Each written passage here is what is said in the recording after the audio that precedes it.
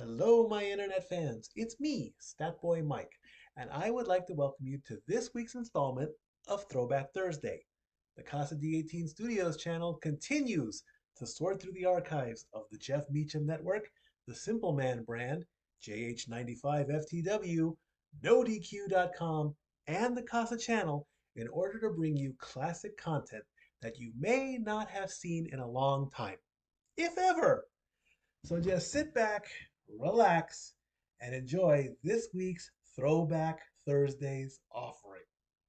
I love you all. Statboy out.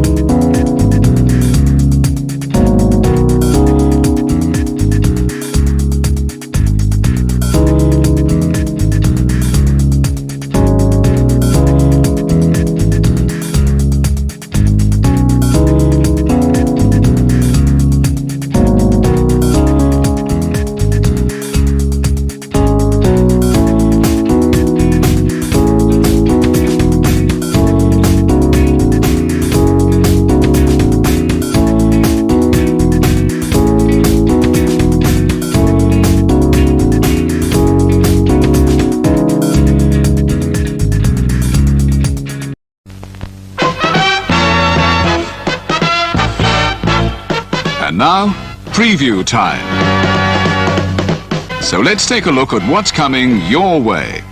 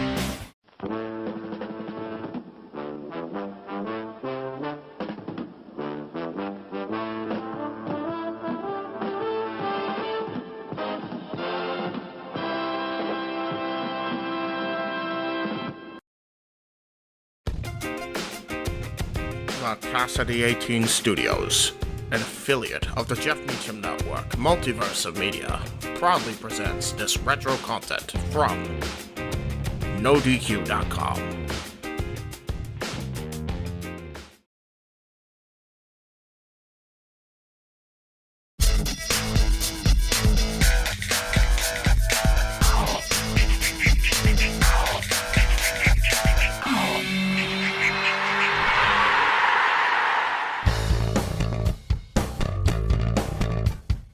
Hello everyone, welcome to Talk Wrestling here on NoDQ.com, MySpace.com, and YouTube. Thank you again for watching last week's episode. We really appreciate the viewership. I know I let you guys down on answering questions last show. I apologize, but I got your questions right here. They're right here. I wrote them all down, I promise. And let's get to them right now. Let's not waste any time. Thank you again for watching last week. As I mentioned, the WrestleMania Hall of Fame and Dylan recap, if you will. And let me know, again, keep the feedback coming. I want to know what you guys thought of WrestleMania, what you guys thought of the Hall of Fame, what you guys think of me having a son. Scary thought, I know. Let's hear what your feedback is. First question comes from Jace. I believe it's pronounced Jace. It's J-A-C-E. I'm going to assume it's pronounced Jace. He wants to know what the situation is between Vince McMahon and the Randy Macho Man Savage. I don't know, to be honest with you. All I know is every time there's been a Macho Man promoted anything coming out of WWE, Vince has rejected it. There was a classic figures that they were working out between Jax and the Macho Man, and Vince turned it down. There was a Macho Man DVD scheduled to come out this year. Vince, again, shut it down. You have to ask Vince McMahon that question, because I don't know what happened between Vince and Randy Savage. All I know is he left the company in 1994, I want to say. 1994. His last appearance at pay-per-view was SummerSlam 94. He was the master of ceremonies that night. And that was the last time we saw Macho Man Savage on pay-per-view. And he went to WCW after that and stayed with them for whatever it was, 5 years, 6 years. And since then, he's kind of drifted off into the sunset. He was in TNA for a cup of coffee. But we haven't seen him attempt to make a comeback in WWE. I guess he's too injured or too beat up or whatever. But for some reason, there's friction between him and Vince. No idea why. I apologize for not knowing the answer. For once, they stumped me. I don't know what the answer is to that question. This is from another Jeff, not me. I didn't ask my own question, don't worry. Different Jeff wants to know, does Kofi Kingston have a big future in WWE? I think Kofi does have a bright future with the company. They're pushing him to the moon right now. He's undefeated on ECW, which doesn't say much, because ECW is definitely the C brand, the third brand, if you will.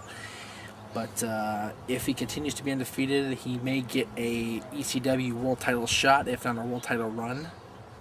And even though it's not called the ECW world title, it is a world heavyweight championship, much like the world title on SmackDown, the WWE title on Raw. It is a world championship. Hopefully, I'm hoping that they will give him some sort of big main event style push with Kofi, because I like Kofi. He's a great athlete, incredible athlete. The stuff he does is phenomenal to me. Not to rag on AJ's catchphrase or anything, but he's phenomenal. And, they haven't beat Shelton Benjamin, which is okay, because Shelton's a great athlete, and it's a good stepping stone for Kofi to get past, and he can only go up. This is from Jackal. What do you think of Lashley going to TNA? Very distinct possibility. Kurt Angle's high on him, and Kurt Angle has a lot to say in TNA right now. Kurt Angle is the megastar in TNA right now, along with guys like Booker T and Sting and AJ Styles and Samoa Joe and Christian Cage and those guys. And I know Angle's really high on Bobby Lashley. He likes Bobby Lashley a lot, and I think from what I heard, Jeff Jarrett likes Lashley too. And now that Lashley's no-compete clause is up, he's wrestling for Booker T's promotion in Houston, Texas, I know, sometime in, I think, June, maybe even late May. But we probably will see him in TNA. If Kurt Angle has his way, I bet we'll definitely see him in TNA. And what do I think of all the racism in WWE? There's not a lot of racism in WWE. And Michael Hayes, that's it. Michael Hayes made a racist comment, and everybody's like, oh my god, the whole company. No, the whole company's not racist. It's not. If the whole company was racist, you wouldn't see guys like Shelton Benjamin, Kofi Kingston. You wouldn't see, all these, ethnic guys get pushes like that. It wouldn't happen. You wouldn't see Chavo Guerrero be a world champion. You wouldn't see Eddie Guerrero have been a world champion. There's no big racism situation in WWE. It's simply Michael Hayes made a stupid comment, and now he's suspended for it. He's paying the price for it. This is from Crisco Black, not spelled like Crisco the oil, but Crisco, C-R-Y-S-C-O Black. Do you see TNA picking up more talent from PWG, the local indie promotion I attend out here? It's a possibility. PWG borrows a lot of the guys from Ring of Honor, borrows a lot of guys that used to work for TNA, that, PWG and TNA used to have a working agreement before TNA got their new DVD deal. So we could see PWG guys conceivably working for TNA. However, you won't see PWG guys working contract for TNA. Because TNA contracts, if you have a contract with TNA, you can only appear with TNA. That means you can't appear on PWG DVDs, because that's the way that PWG has worked out with highspots.com. So, you won't see contracted TNA guys work for PWG and vice versa. But you could see, guys get borrowed from either promotion to come to the other promotion. And every once in a while, you'll see an Alex Shelley at PWG or a Frankie Kazarian at PWG. Every once in a while, they'll allow it. For some reason, they allow that. I don't know why, but they do. Do you see them adding more women wrestlers? No. The knockout division is solid. They've got a lot of great talent in that division. Yes, there's a lot of eye candy, but the eye candy can wrestle in TNA. They actually can work. It's not like WWE where the eye candy is just that, eye candy. The good-looking girls can actually work. You got, Velvet Sky and Angelina Love and Salinas and Gail Kim and ODB and Raisha Saeed, who really is cheerleader Melissa. It's the same woman, believe it or not. Cheerleader Melissa, the one that was on Impact a couple weeks ago in the purple cheerleader uniform, is Raisha Saeed. Awesome Kong's a handler, manager, whatever you want to call her. You know, she's a wrestler too, and she's good looking too. And you've got Daisy Mays, who appeared with TNA not too long ago. She's good looking. But these girls can wrestle. And it's refreshing to see a women's division that actually has a lot of working wrestlers that actually can compete. So I don't think they need to add any more girls. They really don't. They've got a good, solid talent pool of women wrestlers in TNA right now. And does TNA need new titles? No. No more titles. They've got the world title for people to chase after. They got the X Division for the X Division title. And they've got the tag team titles, which are going to have already been filled, believe it or not. I didn't see the pay-per-view. I haven't watched TNA in a couple weeks, so I apologize for that. I've been busy. I have a newborn, okay? I'm a little preoccupied. But the TNA titles have been filled. There's new tag team champions out there. Congratulations to them. And so we'll see what happens with the tag team division. It can only pick up because it's not doing that well, but it can only pick up, to be honest with you. So they don't need any more championships in TNA. I think they're set. This is from Benjamin, our ring announcer at Epic. Hi, Ben. Good to hear from you. Anyway, Benjamin wants to know if it's confusing having 3 WWE World titles. No, I don't think it is. I think each show has their own world title. I think it's very distinct which title goes with which show. You've got the WWE Championship that's on the flagship show, the flagship title on the flagship show, that's Raw. You've got the World Heavyweight Championship that used to be on Raw, but now it's on SmackDown. It's the Undertaker's title. It is. I don't care what Vicky Guerrero says. Undertaker is the world champion. Should still be champion. That's my opinion. And you got the ECW title for the ECW brand, which is held by Kane at the present time. I don't see them, changing that up anytime soon. They've got 3 world titles for the 3 different brands. I like the fact that SmackDown and ECW have kind of like combined themselves together since they tape on the same day anyway. They might as well have the combined roster. And that way they have the tag team titles for both shows.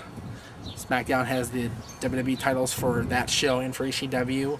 You've got the U.S. title that can be defended on ECW occasionally. You've got the women's title that's exclusive to Raw. You've got the World Tag Team title exclusive to Raw. The Intercontinental title exclusive to Raw.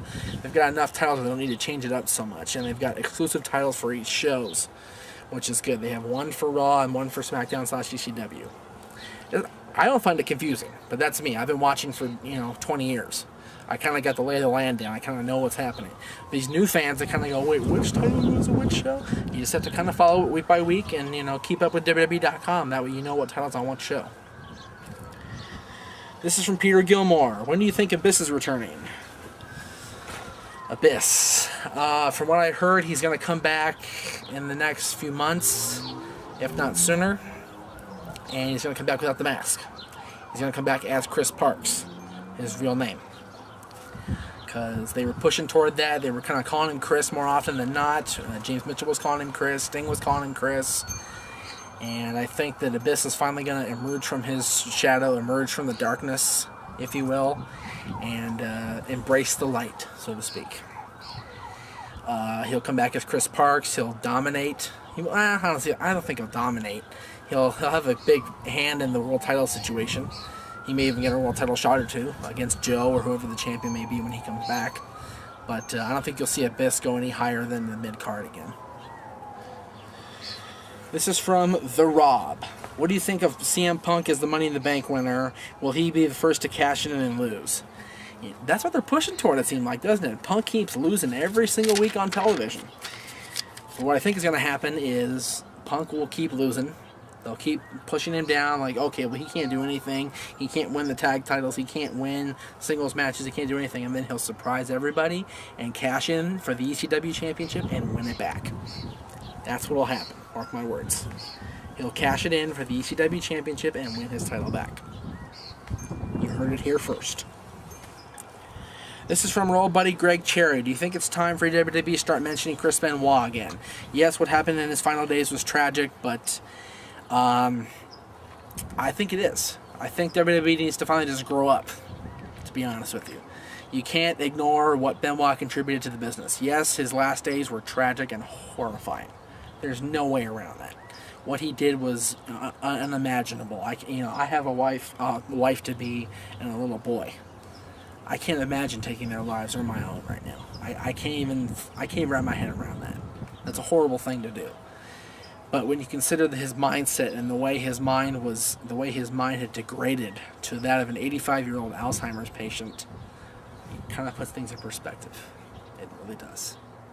And I think it's time for WWE to acknowledge the fact that Chris Benoit was one of the all-time greats. The fact that Chris Benoit deserves to be in the WWE Hall of Fame is indisputable in my mind. And he's a former world champion, former intercontinental champion, former tag team champion, European champion, I believe. Maybe not. I'm trying to remember. I don't think so. Former WCW champion, former WCW TV champion, tag team champion, US champion, both companies. I think it's time for WWE to finally just move on and say, okay, Chris Benoit did exist, and he was one of the all-time greats. From my buddy JJ, he wants to know my opinion on Tori Wilson's release from WWE. I think it sucks. Yeah, she's got a bad back. Yeah, she's not going to be healthy 100% ever again, probably. But you know what? They could have found a lot of things for her to do in public relations, making appearances for the company, doing autograph sessions like they do for a lot of these old-timers. And they just let her go. They just cut her off. That's bullshit. I think it sucks. I really do. I think that she should be coming back, and she should be in a public relations role, and she should be able to work for the company and make a decent living. Yeah, she's got her clothing line now, and that's going good for her and Nick Mitchell, formerly of the Spirit Squad, but WWE pays like nobody else, and everybody that works at WWE can tell you the same thing. Walter wants to know what my favorite finisher is, what the best finisher ever is, past or present. I gotta go with the Undertaker's finishers, all three of them. Tombstone, great pile driver, great ending to a match. You tombstone the guy and then you fold the hands over and do the eye roll, and do the whole tongue out now. It's really cool looking. The last ride was a great power bomb. You pick the guy up and then you just boom, great stuff. And his new move, which is called, I don't know how to pronounce it. He calls it the Dead Man's Judgment, I guess he is what Undertaker calls it, but it's called either a Gogoplata or a Guguplata. G-O-G-O Plata, P-L-A-T-A. That's how you say it. I don't know how to say it, but that's how it's spelled. Look it up, WWE. It's called the Gogoplata. Anyway, that's a great submission hold, the great choke hold. Yes, it's supposedly illegal now, but that'll last how long? Yeah, right. I think that he's got great finishers. He's had great finishers his entire WWE career for the last 18 years. And that's just my opinion. He's got the best finishers. This is from Simon Nicole Diamond, SND. Last question. Should WWE hire Warrior for him versus Vince at WrestleMania 25? No. Warrior is how old? Warrior is how out of shape. Warrior is nowhere near WWE material anymore. He hasn't been for years. And with all the heat between him and Vince McMahon, I don't think you'll ever see that happen again. Warrior has held them up too many times for money and no-show events and done everything to screw up his career in WWE. I don't think you'll ever see him back in WWE. And would Kaz being TNA champ change TNA? If only for the better. Frankie's a great athlete. Frankie's a great wrestler. I don't think TNA or the TNA fans are ready for him to be world champion yet. I think they're happy with Samoa Joe being champion finally after all these years. So they're going to let that kind of ride off for a while. They're going to let that ride as long as they possibly can. Somewhere down the line, if Frankie's still with the company in a year or two, I'd say he'd make a great world champion for TNA, but not yet. Also want to talk real quick about Rob Van Dam and his wife Sonya. My condolences and congratulations go out to them. Condolences over Sonya having the colon cancer. Congratulations over beating it with the surgery. My love out to you both. I know you guys. Hopefully you guys are watching. I tried to call you, but you don't pick up the phone, man. I see how it is. It's cool. I've not talked to them yet, but I will. I will be talking to them very soon, and I know that they appreciate all the love that they get from the fans that watch this show and their fans in general. And don't forget to watch RVD TV on robvandam.com. It's not that expensive. It's cheap. So order it. Order the membership, pay for it, and enjoy it. And support Rob and Sonya in their time of need right now. And the Nick Hogan thing. Oh, Nicky boy. Nick Hogan's been sentenced to 8 months in prison and 5 years probation after that. Wow. 17 years old, and he's going to serve 8 months in prison. That's rough. But you know what? When you drive too fast, when you screw around with the law, when you drive recklessly, that's what happens, unfortunately, in life. One of the reasons why I don't drive is because there's people like Nick Hogan on the road. That's why I don't drive. Because there's people like that on the road causing accidents, making people get hurt, and causing injuries to friends. And, you know, I've lost a lot of friends to car accidents in the last about 7 years of my life. You know, especially when I was in high school, for people driving stupidly and driving under the influence of drugs and alcohol. So I am right there with the courts, full punishment. You know, give him the time, give him the probation, and hopefully he'll sit and think about it for 8 months when he's in there. If he gets on good behavior, so much the better for him, because I don't think he'll last 8 months. He'll go crazy, and he'll be somebody's bitch before too long. But it's sad to see a young life thrown away like that, and it sucks that Hogan's life and the Hulkster's life is in such disarray right now. I feel bad for the Hogan family right now, but it is what it is, and hopefully they can recover. So, that's it for this edition of Talk Wrestling. Thank you very much again for watching, and remember, it's just my opinion.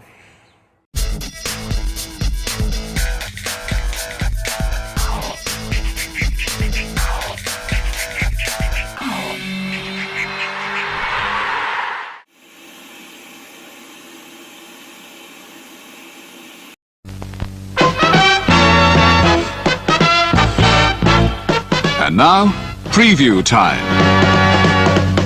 So let's take a look at what's coming your way.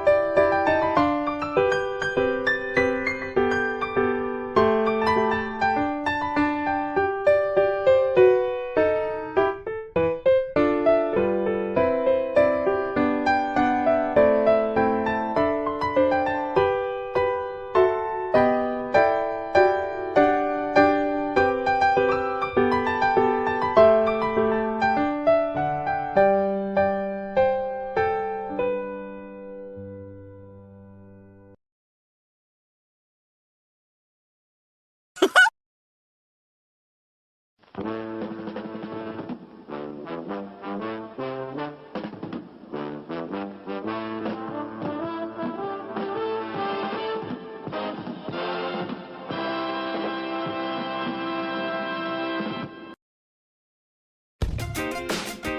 Casa D18 Studios, an affiliate of the Jeff Meacham Network, Multiverse of Media, proudly presents this retro content from the Casa D18 Studios.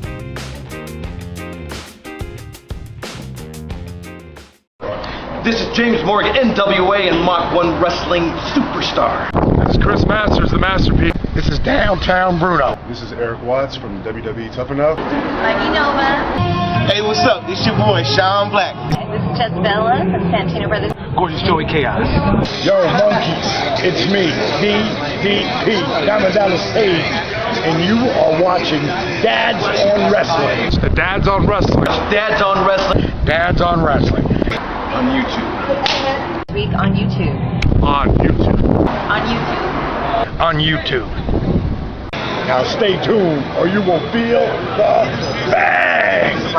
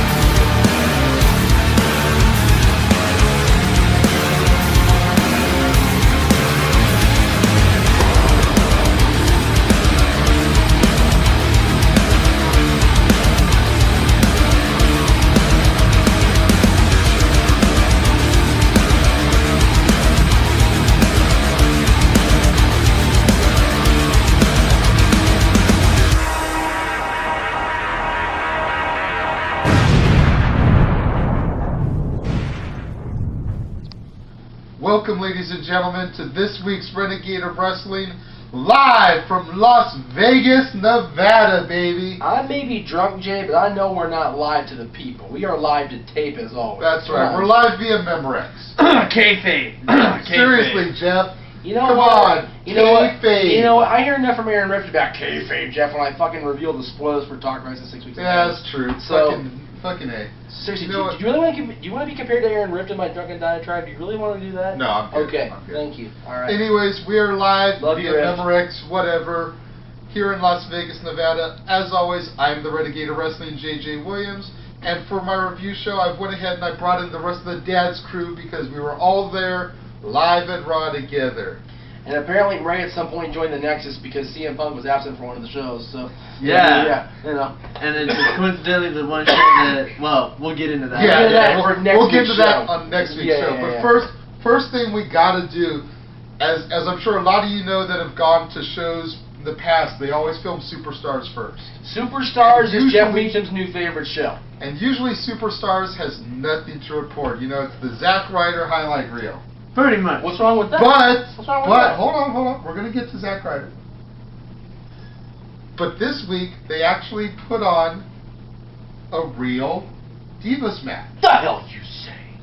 Beth Phoenix versus Gail Kim. Two babyface women's wrestlers. I'm not gonna call them divas. Because these bitches can actually fucking wrestle. They went in there and they didn't get much time because it's Superstars. It's an hour show, whatever. Yeah. They But got they about a went good 5 to 7 minutes. They went in there, and I'm guaranteeing you, not one of them Barbie doll bitches, Kelly, was in the back under the learning tree like they should have been. Exactly.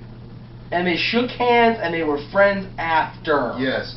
Fucking Sportsmanship. It's a dying breed in today's wrestling. A real rarity. Like I said, I definitely thought it was gonna be a squash match for either Gail. Well, not Gail Kim. For Beth, let's be real. Let's be real. We love Gail Kim, but shout out to Gail Kim. But at the end of the day, Beth Phoenix I thought was gonna annihilate her, but they ended up putting on a classic on Superstars. Yeah. You knew Gail was gonna lose because Vince has got this whole thing with if you worked for the other company like Gail did, you gotta get buried. Well, the fucking problem with that is that Vince put Gail on TV first, and didn't do shit with her. What the fuck was she supposed to do? Seriously. She plied her craft in TNA, made people realize that she is more than just Molly Holly's fucking lackey. And now that she's come back, regardless of how she wrestles tonight, she's still just like a goddamn Asian prostitute. Do any of the C Nation even know who the fuck Molly Holly is? Okay. I'm just asking. Okay, soapbox number 1. Dun, dun, dun. Stop calling the modern fans the C Nation. That's what they are. There are some modern fans that don't like John Cena. They're just fucking ignorant, period. Okay, I'll toast you to that one. Thank you. John, listen to me right now. I am never going to run you down on this show, on Dad's, or on Talk Wrestling again. I don't care what Rumi says. I don't care what my friends say.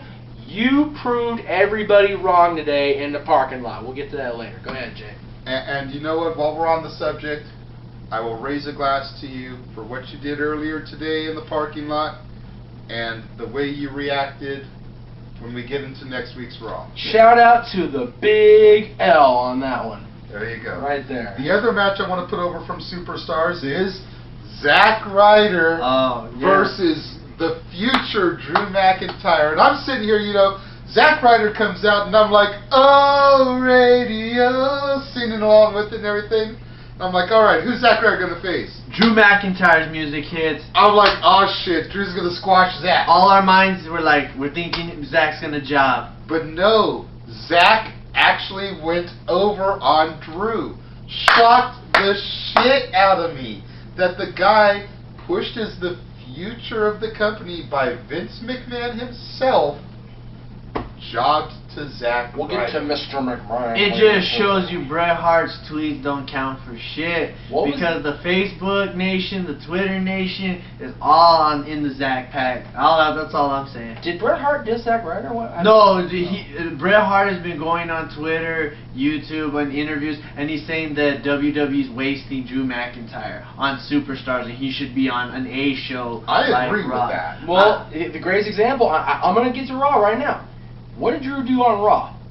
He had a backstage segment with Booker fucking T and DDP. Yeah. By the way, big shout out. I'm gonna put my glass down. I'll put the booze down. Don't anybody get panicky. DDP, our promo master, appeared on Raw. We love you, Paige. Bang. We love you, Paige. The only one of the group to give us a fucking promo. Thank you. So I love me the other three that were there, but they were on promoter's time. They didn't do that. Yeah. Paige is like, damn Dallas Page, fuck you people. And while we're putting over promos real quick, make sure you check the YouTube in the coming days for Downtown Bruno, a.k.a. Harvey Whippleman, and the Masterpiece Chris Masters. Both of them putting over Downtown. And to the people on my hat. Yes. Chris Masters knows where you are. He's got your phone number. He may be hooking up a phone call to you to come by and start shopping because he is a SoCal boy, LA raised, LA taught through Ultimate Pro Wrestling and Ultimate University. So Sean, Kenji, Robert, whoever answers the phone when the Masterpiece Chris Masters calls, me and Jeff put him up for it. That is business sent your way. This is a two-way relationship. Yeah. So, what was the match on Superstars? Raw Roulette. What was the match on Superstars? Does it matter? I like the fact that we can't remember it. All right, true. All right. Okay. So Raw Roulette opens with the man that should have opened the show because he was advertised all week, and poor Mikey. Big shout out to Mikey running the camera. Yes. Missed Shawn Michaels. Yes. Shawn Michaels came out there and promised us he wouldn't shamelessly plug his show, and proceeded to do just that, like DX does. Twitter account. Like DX does. Like the show. Yes. And then who should interrupt him but our favorite boy of the night, CM Punk and McGillicuddy. Hang on. And McGillicuddy Mr. Google and himself, Mr. Google. David Otunga. No Mason Ryan. However, I did find out through the Big L that Mason's not hurt. He just wasn't on the show. We saw him pull up. And I have to say, you know, it's been well documented that I haven't been the biggest Shawn Michaels fans in recent years. But I got a little bit emotional when his music hit and he started to come to the ring and he got on the microphone. Yep. He missed us and we missed him, goddammit. Exactly. It was very exciting. I was right there with the whole rest of the crowd chanting one more match because we wanted to see a face Punk tonight, man. It seemed like they were trying to tease up a Michaels Punk match. And then Michaels proceeded to super kick both of the other Nexus guys, and that was just fucking golden. And then the Raw GM kind of shifted the winds. And, yeah, then we got Punk versus Kane, and I'm like, Let me, all right. Really? Kane, please. I go to enough shows where I should be granted this fucking courtesy at this point. I should get a GM tweet from the Raw GM saying, okay, Kane's coming right now, brace yourself. Because for the past 11 years, every time I go to a show, when I'm out of my goddamn chair on my ass. Sick of it. Sick of it. Alright, move on. I'm gonna drink some more. I was just disappointed that CM Punk had the opening match. I believe he's main event all the time. You know what? You know what? He was the main event tonight. Oh, no. I was going to say, the fact that he was the curtain jerk, I'm sure fueled the fire. Oh, yeah, dude. Pun intended. This fire burns, baby. Fueled the fire that burned at the end of Raw. But we'll get to that in a minute. So we get all that. And then we go from Punk and Kane to the Divas. Now, I mentioned earlier that these bitches, that's horrible. They're not bitches. No. Because the girls involved are very nice girls. You've met all three of them. All four of them. Well, there are three in the match I'm talking about right now. Eve came out at the end. Eve came out at the end. Okay, you met Eve too. Okay. Kelly is a doll, Barbie doll, whatever sense of the word, whatever you call her. The Bellas are nice things to look at, and Eve, I realize a big girl. She's a big girl. Didn't realize it. But you cannot expect the crowd at the UNLV Thomas and Mack Center to sit through a clinic of Beth and Gail, and then any arena for that matter. or any arena for that matter, and then expect us to sit through the Bellas versus Kelly. Yeah. On Raw, instead of the other way around, like Seriously. it should be. Seriously. Gentlemen, there needs to be a bathroom break at some point in the WWE The programming. problem was that the match was way too early in the night to be the bathroom break. I know they should have put it a little higher in the card. I'm not arguing that. I'm just saying there's the bathroom break point, and every mark out there knows that bathroom break is the Bella Twins, Kelly. My Eve whole Torres. contention is the Divas matches should not have to be the bathroom break. Exactly. They've If got it had been Gail, Beth and Gail, they've got Beth, they've got Natty, Melina. they've got Melina, they've got enough girls where with the right amount of push and a couple of the other Barbie dolls with a fire line on their tiny little butts, they could have a division like the Knockouts do. But no! They have not known what the fuck to do with these girls since Lita, Trish, and Mickey, and Ivory and all them left. Yes. And it's goddamn ridiculous. Trust me. Nobody's a bigger Kelly supporter than I am because she is hot to look at, and I am counting down the days till the PG era ends, and she's in fucking Playboy. Don't bother counting us down, dude. We're going over. Don't even bother. Don't even bother. But she should not be the headliner of that division. Agreed. Now let's move past the Divas. Please. The sad thing is aside from the CM Punk opening and the Divas, I really can't remember too much about From the first Raw. So let's just fast forward. Yes, Mikey. Go ahead. Yes, that boy. Del Rio and Big Show in the That's cage. what I was about to say. Yeah. It was a good match. Yes, it was a very good For what match. it was decent, and the fact that they had to physically take the cage down between Raws and just destroy it pretty much because Big Show got done thrown through that thing. Yes. Are you guys feeling Mark Henry though? Is this No. like wow? And No. you know, the Marks who were out there, big shout outs to Ollie who went out there at Vegas this evening. They kept showing vignettes during the commercial breaks, and they kept showing Mark Henry annihilate the Big Show like it was some big rivalry that I'm supposed to be looking forward to. Like I could give a flying fuck. I want the Kool-Aid Man back. I want the Mark Henry in the all red singlet looking like a jolly old elf. I will be douchier than that and say, you know what? He has been signed with this company since 1995 when they were doing horrible business. It has been 16, not 6, not 10, 16 years. And they have not known how to book him. They need to cut their losses. Agreed. Yeah. I like Mark Henry as a person. He's a decent enough dude. And I'm not trying to throw him under the bus and be a dick. But no more use for him. They've done everything they can with him. They tried to hit him with just the like- car. Well, they tried to It's do just like everything. Chavo Guerrero. You know, Chavo Guerrero asked for his release over the weekend, was granted it.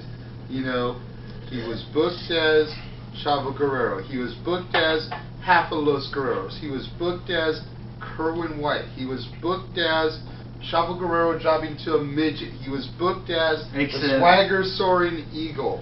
Mysterio or Hornswoggle? Either one. Alright, okay, exactly. You know, Chavo had ran through everything, and he was the last remaining member from the WCW buyout. That didn't jump first and come back like Booker, right, yeah. You know, so they finally just cut their losses. Chavo knew that his time was done. They weren't doing shit with him properly. He'll probably end up in TNA in 90 days along with his uncle Hector. You know? And that's where I have beef. To each his own. Chavo, as good as he was, needs to be one of those guys that realizes that he's going to go to TNA and just tarnish legacy. Whatever legacy his is at this point, he's not going to help it working for Dixie Carter and Hulk Hogan. To me, after Eddie Guerrero died, pretty much the legacy pretty much was buried. It wouldn't have been so bad if they didn't hand Chavo's legacy to fucking Rey Mysterio. Agreed. And y'all have been watching me for 10 years. You know how I feel about Rey Mysterio. Yeah. Ugh. We don't have enough time for that, so let's just skip down. Although I will give the devil his due about being with the kids and handing out the mask and everything, because that's still cool. Now the tag team match, the roulette tag team match, actually was one of the best matches of the night. It involved Alex Riley teaming with Rey Mysterio to battle Jack Swagger and The Miz. That was some serious false finish epicness, dude. That was good. That was actually really good. And this one over here, okay, you. Here we go. Boo! Because Miz lost. That was a great fucking match, dude. Get over your damn self. I'm sorry. No, I you're just not. do not like the way they are handing shit to Riley on a silver fucking platter. It's not their handing shit to Riley. He's getting pushed way too quickly. They are not. And then he's going to end up like Sheamus. Freaking two-time champion who had to drop down to King of the Ring and has now dropped down to U.S. champion and has now dropped down to the fuck is he doing? Much like the other three guys that were in the match with him. Exactly. Right, This is what's going to happen to Riley if they keep pushing him to the moon. Okay, as we sit here, we are less than 3 weeks from Money in the Bank. Yes. We had this discussion, you and I, in the lobby on the way out. Yes. It is not so much that they are pushing Riley to the moon. They are jobbing Miz out to lull us into a false sense of security come Money in the Bank. I agree.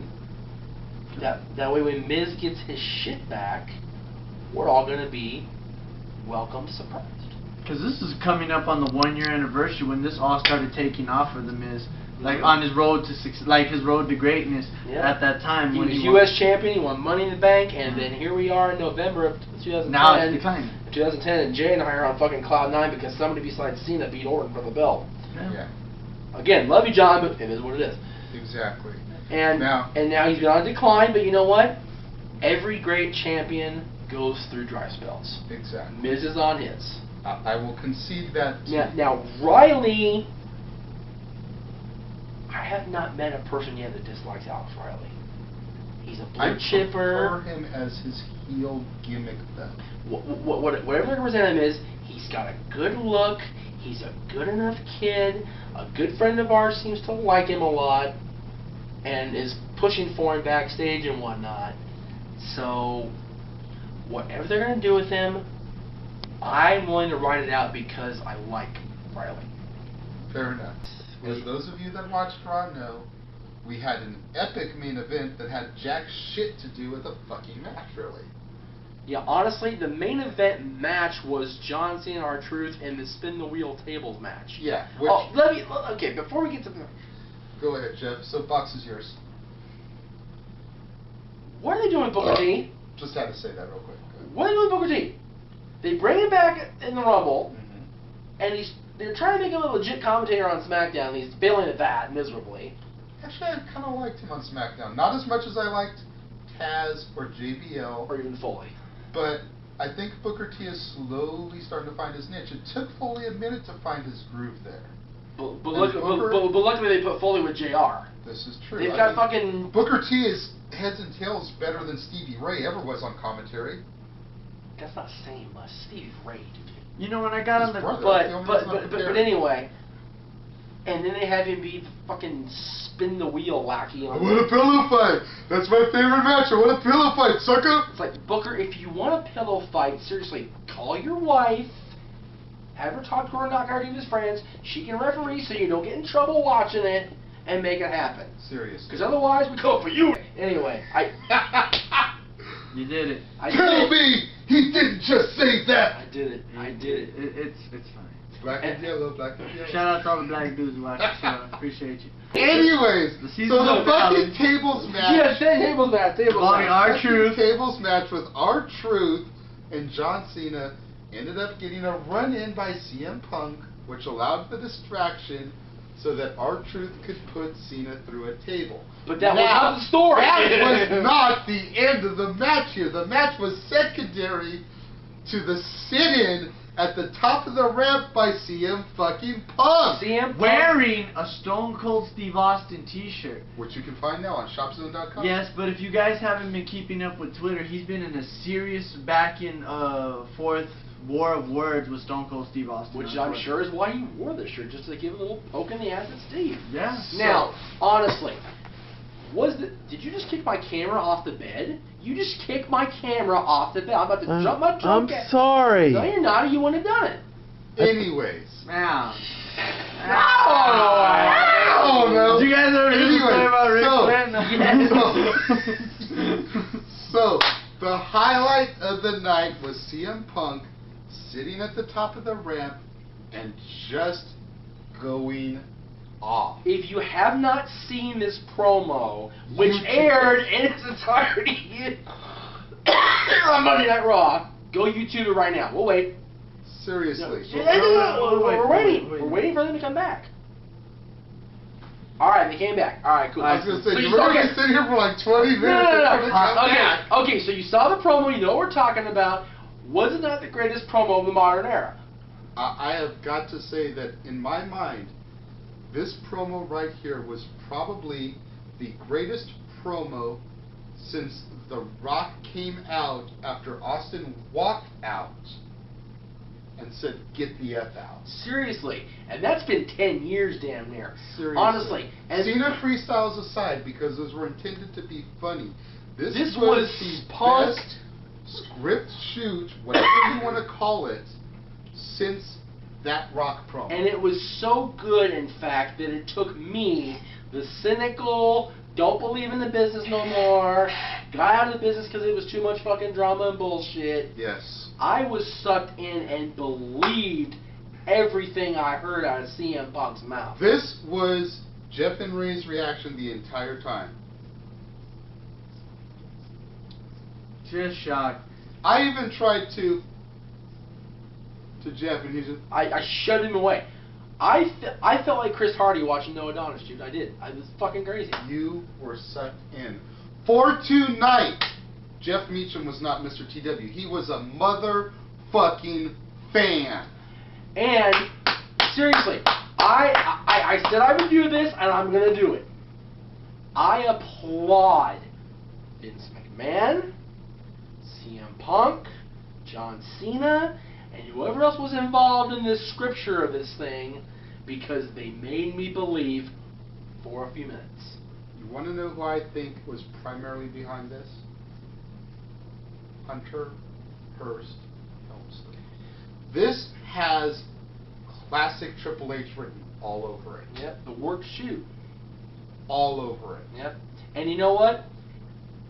And it made Hunter very successful. I'm gonna go out there and plug the other show that we don't plug on these shows normally, but you know, it is where I make my money. NoDQ.com got shut fucking down tonight. Aaron called me. What the fuck is going on up there? I'm like, you tell me, dude. No, I can't. The site's shut down. Punk goes into his diatribe, gets cut off, goes to the back, and then the real story begins because Cole announced he's suspended just to us. Yep. Because that part had been, we're even getting looks from Statboy over here.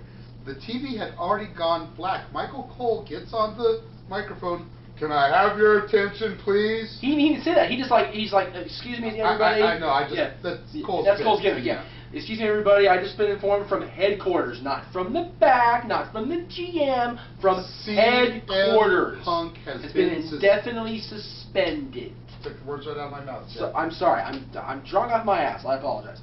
And the whole you could hear the air suck out of the place. And the thing that made it believable was John grabbed the belt and walked off in a huff. Yes, he did. And then he came out, both guns blazing, when Raw took the air for the next week. Which we'll get to next week. And both guns blazing about it. Exactly.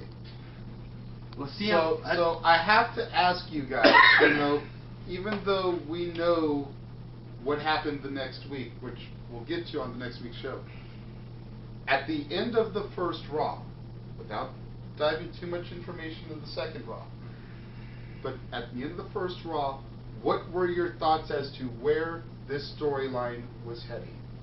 Because we already know the outcome. I had 7 words. Okay. And I sent it over and over to both of you. What the fuck is going on here? Right? Like I said before, this company I believe is better than it was 10 years ago. And I get heat for that from you YouTubers. Still, I love you. Thanks for buying the shit and making me rich. I appreciate it. But I think this product and this company is still as good. And now it's going to even be greater than it was 10 years ago. The thing that's very telling for me about this whole thing and what made the last, whatever how long CM Punk talked, not only was Aaron calling me and texting me what the hell's going on, the Big L was calling me and texting me wondering what the hell's going on. Because they're at home watching Raw and Punk gets cut off and, you know, their jaws are more on the floor than I was, sitting at the fucking time as a Mac. I mean, seriously, when was the last time we heard somebody on TV mention Paul Heyman, Brock Lesnar, Ring of Honor, New Japan? Seriously, like, I was half waiting for him to say fucking Chris Benoit. Seriously. With all the other taboos he was doing, I was half waiting for him to say, you know, I was supposed to fucking wrestle this guy at Night of Champions. Yeah. That's when the mic should have cut out at that point, pretty much. But he didn't get to that point. The thing is, the only reason his mic cut out is because he called Stephanie idiotic and he called Hunter a doofus. And he wished death on Vince McMahon. Yeah, once he said that... 3 strikes, you're out. Once he said that to the guy who pretty much is the majority shareholder of WWE, I myself was like, okay, cut his fucking mic. I love Punk, but it's like, cut his fucking mic. I'm just glad he added Johnny Laurinaitis as a douchebag, because I've known for 10 years Johnny Ace is a fucking douchebag. Yeah. I've met him a couple times. He's an asshole. Yeah. So I'm glad Punk had the balls to say it on USA Network. And didn't he come out during a little squabble with, was it the Big Show and Mark Henry? Yeah, fucking Johnny Ace waddled his ass down there after the cage match, the only agent inside the suit. I'm like, Johnny, get the fuck out of here. No one gives a shit Don't about him. Dude, your brother's animal. Congratulations, you have a famous brother. Go the fuck away. You were the talent agent at WCW, and the only reason you got picked up is because you hired some certain people at WCW, and Vince went, it's a good deal. And because JR was done. Yeah, pretty much. Fucking useless, Ace. So anyways, we're going to go ahead and wrap up this part of the episode here. This is probably going to be one big giant edit fucking congeal, so we apologize. I apologize for my drunkenness, but you know what? I wouldn't be in the soapbox and drunk when I did this, so... Exactly. You know what? This is Vegas. We're supposed to be your fucking bachelor party. Oh, yeah. You're funding this trip through your stock money, you know, so you know what? Thank you. Once again, To all the marks. We're going to just cut it right here. If y'all see me in the next week before the next show up and I'm in Long Beach, please buy me a pair of titties to go into the room or something, because Lord knows, I love you my Hooters girls, but seriously, Hooters girls for my bachelor party? God damn it. So anyways, for this episode of Renegade of Wrestling, I am the Renegade of Wrestling, JJ Williams. And that's all I need to know because you're the host. Thank you. We are just eye candy. But a special thank you to the Lady Killer Ray Larkin. Yes. Special thank you to Mr. TW Jeff Meacham. I love you all. Special thank you to Stat Boy Mike Caldwell running the camera, who will also be editing this clusterfuck together. So a big thank you. Round of applause for Stat Boy real quick. I would say you pay him overtime, but what is overtime of 0? That's the only bad part. Yeah. So we will see you next week when we go over the second Raw live via Memorex from Las Vegas.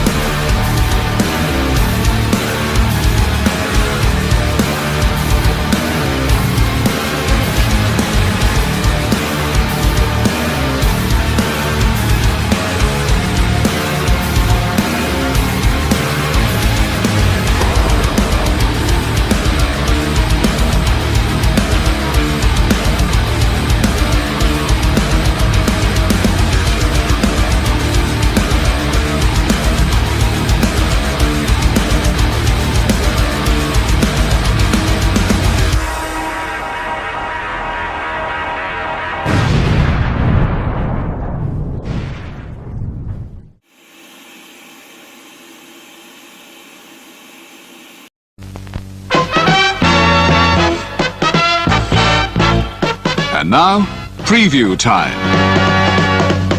So let's take a look at what's coming your way.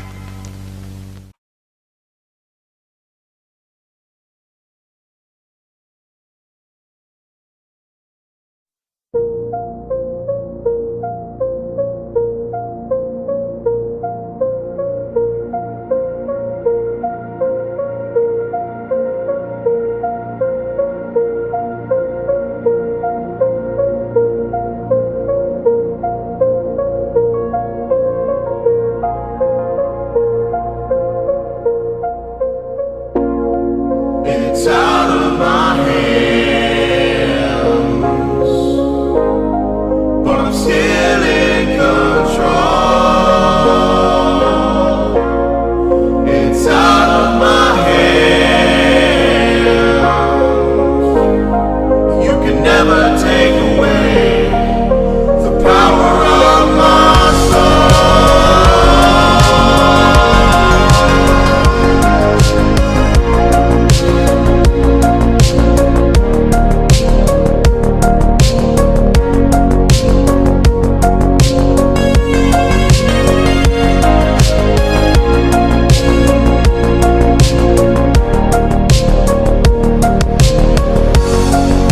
It's out of my hands, but I'm still in control. It's out of my hands. You can never take away the power of my soul.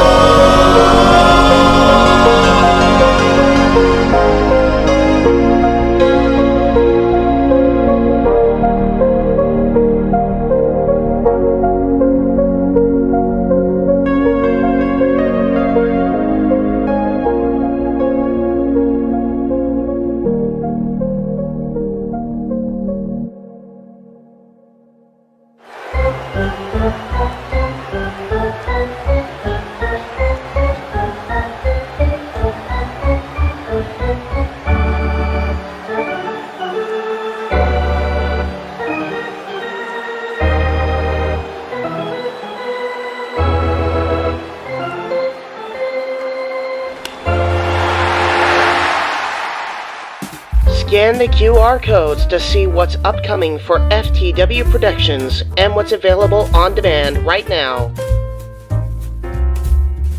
Owen the Talkinator Studios series premiere of Owen and AJ Talks. Welcome to the FTW family, Zero Miller. Shared experiences re-airing on the new FTW main hub.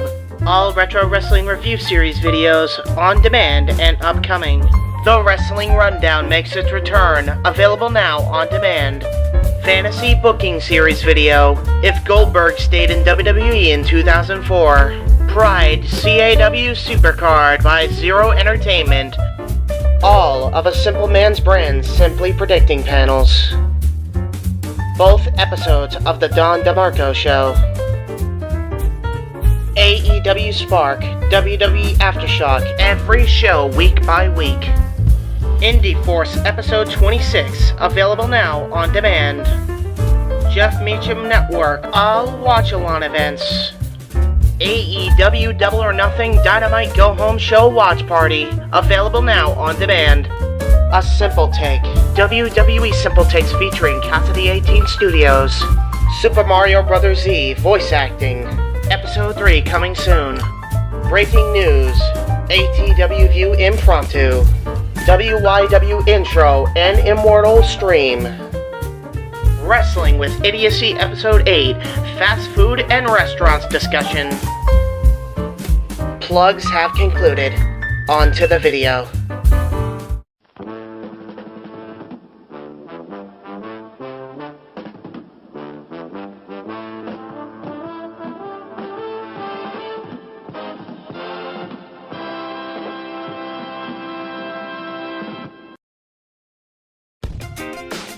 The Casa D18 Studios, an affiliate of the Jeff Meacham Network, Multiverse of Media, proudly presents this retro content from the Casa D18 Studios. Shall we begin?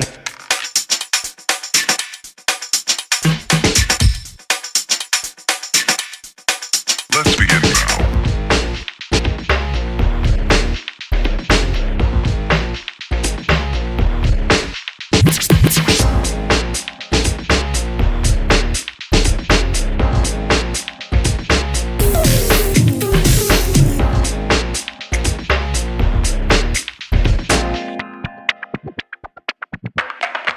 Let's begin now.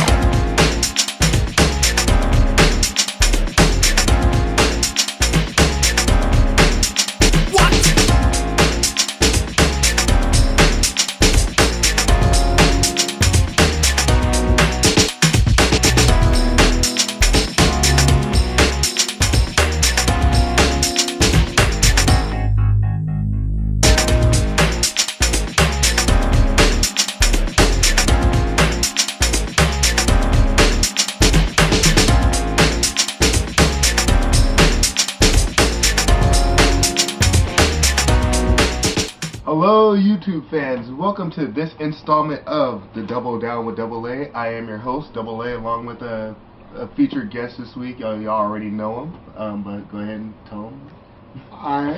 Y'all should know me by now. I'm the Renegade of Wrestling, JJ Williams, and if you don't know me by now, what the hell are you doing on this channel? They're living under a rock. I guess. But anyways, this is our top 10 sports movies. Yes. Movies about sports. You know, testosterone. I got can't really even say testosterone because there are some chick flick sports movies. Yeah. Blindside. Okay, yeah, true. Just because it's a sports movie doesn't mean it's all testosterone. That's movies like The Predator, which RSI reviewed this past week. Okay, I got, there's like few of them on here I wanted to put in the list, but I couldn't figure out it. But so they made them in honorable mentions, which I'll mention at the end of the show. Okay. Number 10 on my list, and you will see a pattern here. There's like a lot of true movies, movies that are true, like The League of Their Own, the first ever all-women's professional baseball league, starring Gina Davis, Madonna, Rosie O'Donnell, Tom Hanks, Lori Petty, John Lovitz, Bill Pullman, and the list goes on and on and on, just to name a few. Yeah. I mean, just remember, the President of the United States from Independence Day was Gina Davis's husband. That is true. Very true. Lone Star. Yeah, so therefore, that one made it in there because it, you know, talks about, you know, it's a piece of history right there. Yeah. I mean, straight up. Another one starring Cuba Gooding Jr. and I believe Ed Harris. Radio. Okay. You know, it's about a high school football coach. Ed Harris is this high school football coach where the year before, I mean, his team was like killing everybody, but the following year when he brings Cuba onto the team to like be like the honorary mascot or whatever, you know, their record drops from like a 500 season. They were winning half, losing half. Had the team, you know, had everybody town turning against them, but eventually everybody in the town just embraced. I mean, because radio. I mean, Cuba Gooding Jr. played that role. I mean, he plays his retard is not really politically correct. You know, he plays a mentally disabled. Yeah, autistic guy that, you know, kind of, he gets bullied by the rest of the jocks, so therefore, okay, the football coach takes a liking to him, and next thing you know, everybody in the town loves him. Okay. I've actually never seen it, so yeah, it's pretty good. I recommend that you see it. Okay, this one is not a true story, but I couldn't really choose between which one I wanted to put in my list, so I kind of put on my, at tie level, you got the original Longest Yard starring Burt Reynolds, and you have the remake starring Adam Sandler. Featuring a cameo by Burt Reynolds. Yeah, featuring a cameo by Burt Reynolds. You also have like an all-star WWE cast in it, you know. You got just about everybody but Hornswoggle up in that. That would have been weird. I'm just throwing it out there. I'm trying to imagine him in football helmet and pads. No. He could have been caretaker. I don't know. But yeah, it was a pretty good. I mean, what is this? The Hobbit Super Bowl? No. I knew that one was coming. I knew it. But yeah, just pretty much Hornswoggle and John Cena was not in that one. That was on the WWE roster at that time. Former super heavyweight kickboxer Bob Sapp was in it. You know, he was he broke my nose. That guy. You know, openly challenged Mike Tyson after one of his fights. Mike Tyson accepted the fight on kickboxing fighting style rules, but the fight never happened. I wish it could have happened. Okay. Still wish it could have happened. Next one that's on this list is starring Denzel Washington. Remember the Titans, another high school football team, you know, that takes place somewhere in like North Carolina or Virginia or somewhere. I'm sensing a theme of football movies on your list. I detected the same theme when I was sitting here next to Jade, you know, also. I mean, they're not all football movies, but a lot of them are. No, but I'm detecting quite a few of them so far. I mean, you got Radio, Longest Yard, Remember the Titans. Okay, well, Remember the Titans. Well, one reason I like this one so much is because Denzel. No, besides Denzel. I mean, okay. Besides the fact that you got Denzel, the phenomenal actor, you got you had what was originally an all-white football team, an all-white high school, and this was around the time when they changed the segregation laws and they decided to commute blacks into it and make it an integrated school. And they he takes these, you know, takes these teams off into the football camp, and everybody's butting heads because blacks sit with blacks, whites sit with whites. And I was like, forget that. I want all defensive players on this bus. I want all offensive players on this bus, and you will sit next to the person that's next to you. If you're sitting next to somebody that's black and you're black, you're gonna switch seats and sit next to somebody that's white, and you will communicate and taught these men how to work together as a unit, as a whole, to where they had, and you know, pretty much went undefeated the entire season. Okay. Sounds like a decent little story. Again, it's another one I've never seen. I mean, like I said to Jade earlier, I didn't have a whole lot of football movies on my list because I'm not a big football person. So it's interesting to hear some of these other football movies get thrown out there because they're just things I would have never thought of. Another one is going back to football. What a surprise. It would just been better, and it was a true story, it would just been better if the school was U of M, because I freaking hate Notre Dame. I think I know which movie you're talking about. Rudy. That one was on my list that I did with Jade. Yeah, that one is, well, Rudy is just like one of those, it's just a feel-good movie. Yeah, it's just one of those where you show perseverance, show hard work, you keep chasing after your goals, keep chasing after your dreams, and one day they are gonna come true. And that dreams do come true. Also didn't hurt that it was Sean Astin. Yeah, and you had Rock was the groundskeeper on it. Yeah, Charles S. Dutton. Not The Rock, Dwayne Johnson. Rock, R-O-C, from the Fox sitcom of the same name. I actually watched that show. That was awesome. That show was The Business. Oh, yes. And, surprise, surprise, it's not football. Yes. But does it have Denzel? Yes! It's a basketball movie. I got gay, he got gay, she got gay, we all got, yeah. The only thing I know about that movie is the Public Enemy soundtrack. Hey, because I got that CD. I mean, it's one of those touchy movies that has like a weird twist to it. I don't know if it's a Spike Lee movie. Of course, it's got a, it's Spike Lee that does have a cameo. Spike Lee joint. Well, anyways, to pretty much sum it up, Denzel's doing time for involuntary manslaughter. He kills his wife, in the past, and the warden. Okay, a little bit more backstory that his son, Denzel's son in this movie was like this star basketball player for his high school, and it came time to either choose whatever university that he was going to go to the pros, whatever, because everybody wanted him. And the warden was a big fan and an alumnus of this college that he wanted him to go to, and he makes a deal with Denzel. Goes, I'll give you a free pardon right now. Well, actually, the governor wanted this to happen. Okay. I'll give you a free pardon right now if you get your son to sign. I'll give you a week I'll give you a week to do it. So he gets released out in the streets of New York, and his son has a lot of animosity on him because obviously, yeah. And it pretty much takes the entire movie where he finally breaks through to his son, but his son still does not sign because of him. He signs it because of, so therefore Denzel does not get pardoned. I'm sorry to give away spoilers, but there's $1.50 I just saved from the red box.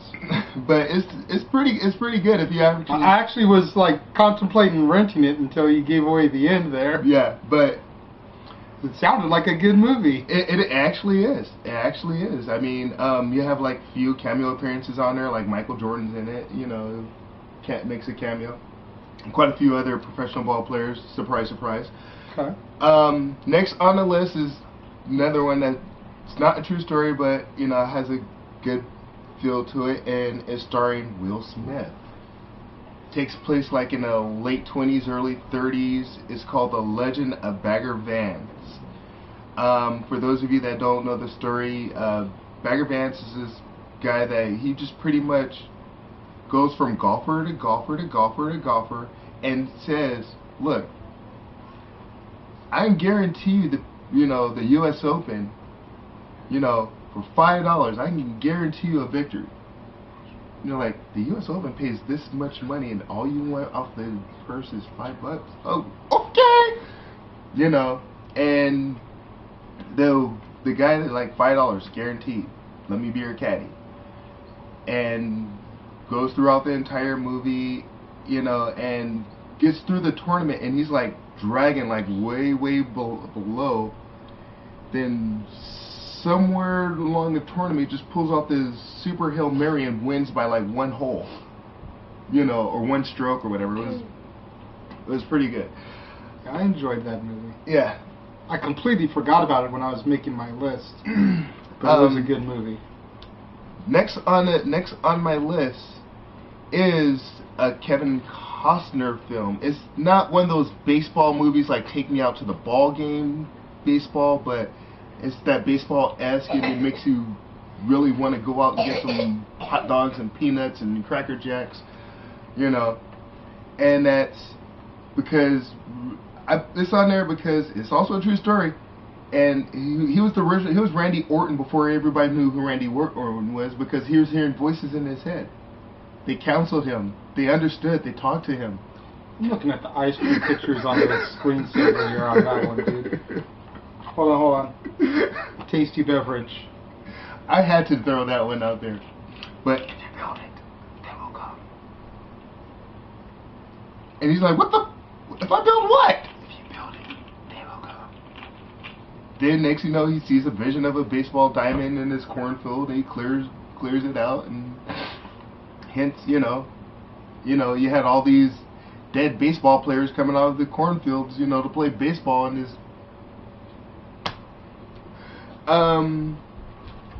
Next on my list, surprise, football. Oh my god. And it's starring a former defensive tackle from the Miami Hurricanes and 6-time World Heavyweight Champion in the WWE. The most electrifying movie star in Hollywood today. John Cena. Bite your tongue. Hulk Hogan? No. Roddy Piper. The Rock. Dwayne The Rock. I was getting there. It stars Dwayne The Rock Johnson with a pretty good supporting cast like... The Game Plan? No, it's called The Gridiron Gang, actually. Oh, okay. The Gridiron Gang... The other movie he did about football. Yeah, the X to the Z is in it. You know. Exhibit for those of you all that aren't hip with the lingo. Yeah, it's about it's another true story. The guard inside the juvenile detention center, you know, he has this desire to see all these juvenile delinquents, when they get released from jail, make it out this time. So he decides to give them a sense of value and a sense of hope and a sense of believing in yourself. And he goes to the juvenile detention's warden and says, hey, let me put together this football team. This way these kids can have at least some sense of, you know, hope when it's all said and done. Maybe it's just me. The Gridiron Game felt like a bootleg Longest Yard. And not to me. But, you know, and it turns out like 95% of his, you know, football players, you know, from the first season didn't go back to that life of crime when they got out. They, you know, they got football scholarships. They went on to college. They, you know, they went on to become family men and stuff like that. It was only like 5% of them went back to that life of, you know, that they were living before they went into jail. So it was pretty successful in my book. Number one that's on here is a hockey movie. Cool, Mighty Ducks. No, it's not the Mighty Ducks. No, it's not Slapshots. Oh, but that's a good one. You know, I have all the frontal nudity in that one. This one is called Miracle, and it's about the 1980 Olympic hockey team with Kurt Russell. Yes, there you go. I mean, this guy shows up at the training camp, and within 6 hours, he already has the team picked out, and everybody's like, "You're crazy." But they end up getting a goal. I mean, he wasn't that crazy. Defeated those pesky Russians. Few honorable mentions on here that I have just simply because I liked them. I just didn't know where to put them. Okay. You got Days of Thunder with Tom Cruise. Grease. Awesome movie. For those of you who don't know, it's NASCAR. Another one that goes back to NASCAR. Well, then it was stock car, and that's Grease Lightning with Richard Pryor. Okay. And it's about the first black stock car driver that goes on to win the Winston Nationals or something like that. Okay. Saturday Night Lights. What a shock! Another football movie. Wasn't that Friday Night Lights? We have Friday Night Lights. I had a brain fart.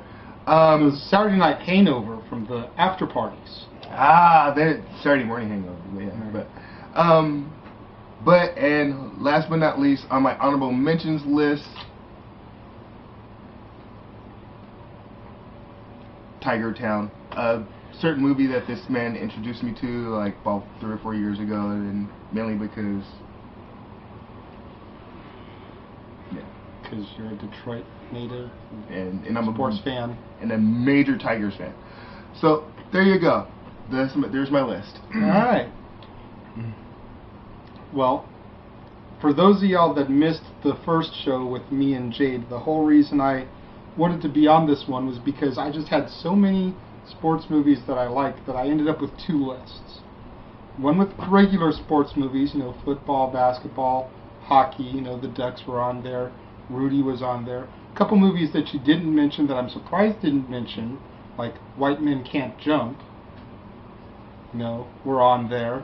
I had Days of Thunder, I had The Color of Money, about billiards, Cool Hustlin', Space Jam, Above the Rim, But then I had so many baseball movies that I wanted to put in there, I ended up with a list of just baseball movies. Okay. Hence the Dodger jersey, the Angels hat, representing here. So, my list, strictly baseball movies now, but still, obviously, sports films. Number 10, Robert Redford, The Natural. Can't really say too much about it. It's been years since I've seen it, but, over the hill, pretty much guy gets a break, and he ends up just being a natural baseball player, hence the name of the film, The Natural. Number 9, Fever Pitch, with Drew Barrymore and Jimmy Fallon, about the Boston Red Sox, and, spoiler alert here, since you gave away, He Got Game. In the movie, the Red Sox were originally supposed to lose in the finale, just like they always did, but then they ended up winning the World Series that year, so they changed the ending to the Cinderella ending where they won in the movie too, since it had already been done. It could be believable. Right. Number 8, Gary Cooper in The Pride of the Yankees, which also features Babe Ruth playing himself. It's basically the story of Lou Gehrig. Wow. Really good, classic, old movie. Like I say, you got Babe Ruth in there playing himself. Gary Cooper is Lou Gehrig. A few of the other Yankees from that era play themselves. Just a really, really touching, heartfelt movie. Number 7, Major League 2. I was thinking about that one. Charlie Sheen, Dennis Haysbert, Tom Berenger, bunch of other guys. Omar Epps. Yes, Omar Epps was in the sequel as Willie Mays Hayes. Wesley had the role in the original movie. This one was much more comical than the original. The original was more of a story about Tom Berenger's character, so it had a bit more of a dramatic feel to it. This one was more about Charlie Sheen's character, Ricky Vaughn, so it had a little bit more of a comical feel to it. Right. But still, an awesome movie nonetheless. Number 6, Angels in the Outfield. The Danny Glover, Christopher Lloyd, Tony Danza version. There is another version out there somewhere, because it was a remake. I don't know exactly who's in it. I've never seen the original. I think it was like originally released like shortly after the... It wasn't even about the Angels. It was like the Pirates, but they called it Angels in the Outfield. It was like back in the 50s or something like that. But it's, a feel-good Disney movie the way only Disney knows how. At number 5, the original Disney baseball movie. You touched on it in your honorable mention. Go ahead and hold them up. Tiger Town. Starring Roy Scheider from Jaws. Sparky Anderson plays himself. Some of the other Tigers from 1979-1980 play themselves. A really good story about a kid and his, I think it's his father or his grandpa, I forget which. I think it was his pops. Always had a bond going to the baseball games. Ends up passing away. Never saw the Tigers win the big one, and then they end up doing it anyways. Number 4, the original Major League. The first one with Wesley in it instead of Omar Epps. I think I've just dug the drama version a little bit better than the comedy version because it felt more real. Mm-hmm. You know, I love the scene where freaking Wesley gets cut before he can even try out, and he's hearing the gunshots go off for the running drills, jumps out of his bed, comes around the fence, runs, passes the two guys that are doing the drill, and beats their time, and obviously gets a spot on the team as a result of it. Of course. Kind of like that Forrest Gump thing where where he's running through the football field, just running as he were. Right. And ends up getting noticed. Number 3, you had on your list Field of Dreams. You know, what can you say about that movie? You got Kevin Costner in arguably the greatest movie he ever made. You've got Darth Vader / Mufasa. Wow. Yeah, I went there. He was also the blind man in Sandlot. I know. You just got an all-star cast of people. Ray Liotta in one of his first big break movies. Shoeless Joe Jackson. Shoeless Joe, before he became Henry Hill in one of your favorites, Goodfellas. Oh, yeah. Number 2, speaking of the blind man, I have The Sandlot. And it's the Dodgers, because if you remember, Benny the Jet Rodriguez ended up playing for the Dodgers at the end of the movie. Who's who of child actors, seriously. Freaking Ham went on to be in Son-in-Law and grew up and lost some weight in National Lampoon's Dorm Days. You know, you had Benny the Jet Rodriguez, who went on to do Ducks 2 and 3. You had the black kid who was in, I can't remember what his character's name is. Don't hate. He had to be just the black kid. But he was on Fresh Prince of Bel-Air. He was in the first 2 Mighty Ducks movies. He was in Moonwalker. You had... Was it the kid that played the little Michael in the... Yes. I know who you're talking about now. Yes. I can't remember his name to save my life. And I should, because it's a Ducks reference. But, you know, just an all-star cast of kids that grew up to do, you know, bigger and better things. And then, like I talked about with Jade when she brought it up on her list, Wendy Peppercorn was just freaking hot. You know, you had Dennis Leary as the stepdad. And my number 1 movie was your number 10 movie, A League of Their Own. Ah, very good choice. I cannot think of a better baseball movie than that. I mean, like you were saying earlier, it's a true story. You've got such an all-star cast. You know, memorable lines that are still quoted. You know, there's no crime in baseball. It's almost as quotable of a movie as The Sandlot. You play ball like a girl. I'd have said it, but me and Jade said it when we did ours earlier. I'm sorry. It's all good, you know. Somebody had to throw it out there. But yeah, you know, A League of Their Own, I think, is just one of those feel-good movies. You got freaking Francis from Pee-wee's Big Adventure. You know, Teen Wolf at the very end playing the grown-up little boy. That was a terror. You know, you had all the other people that we listed when you talked about it. Sexy-ass Gina Davis. Seriously, Gina Davis was hot. Madonna wasn't as big of a whore. You know, Rosie O'Donnell wasn't as big of an annoying dyke. She was just a dyke. She was actually tolerable in that movie. I loved her in that movie. Wait, we forgot the, like, Laverne was in that movie. No, she wasn't. She directed it. That's right. I thought she had, like, a camera. No. She did not. Gary did. Yes. Her brother did. Gary did, but not Ben. You know? You never see Gary in front of the camera, though. But, you know, like we said when we ran it down earlier, Gina Davis, Lori Petty, probably the hottest she ever was. Aside from maybe Point Break. She was pretty hot in Point Break. You know, Rosie O'Donnell, Madonna, John Lovitz as the scout that discovers, you know, Gina and Lori. Bill Pullman, freaking Captain Lone Star himself, the President of the United States as Gina Davis's husband. Who can forget Tom Hanks as the drunk who redeems himself in the end, you know, and ends up actually coaching the girls to the World Series. Just an epic baseball movie. one that doesn't feature James Earl Jones. Since he was in my number 2 and 3 choices respectively, But yeah, that is my top 10 baseball sport films, since you already heard my other movies earlier with Jade. And, I'm surprised they were not in my honorable mentions, and thank you for reminding me. Like, they are up there in my favorite sports movies. White Man Can't Jump. I mean, We Go With Sis. I mean, yeah, of course, I'm sure you probably quoted that earlier.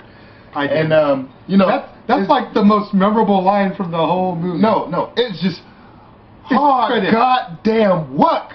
Look at making something this pretty. It's pretty. It's so pretty. That, you got, Little Giants. It has another, like, touchy-feely-ish, I never saw that movie. one because I'm not the biggest Rick Moranis fan in the world, and unless it's Al Bundy, I really don't give a damn about Ed O'Neill. It was pretty good. It's like pretty much the same story, but football. Yeah. Here's another one that blew my freaking mind. I'm surprised I didn't put it in there, because it's like every kid gets to live out his dream in this movie, and it's called The Little Big League, where this little kid, his grandfather or whatever was the owner of the Minnesota Twins. Shouts out to Pops, because I know he used to be from there.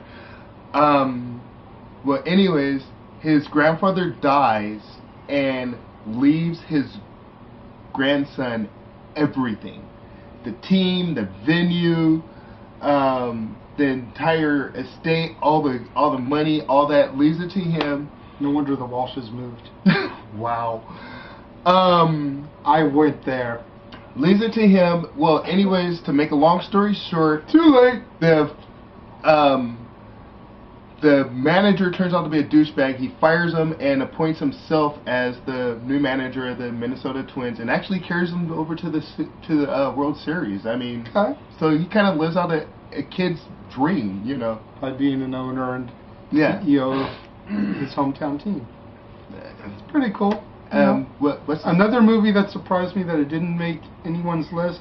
Again, haven't heard Stat Boy and Jeff yet, so it might pop up there. But Necessary Roughness. Oh shit! Another one.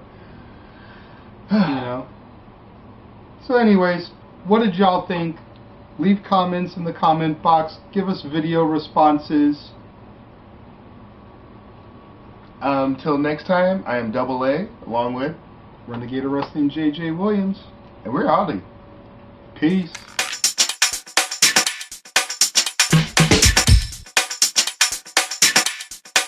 Let's begin now.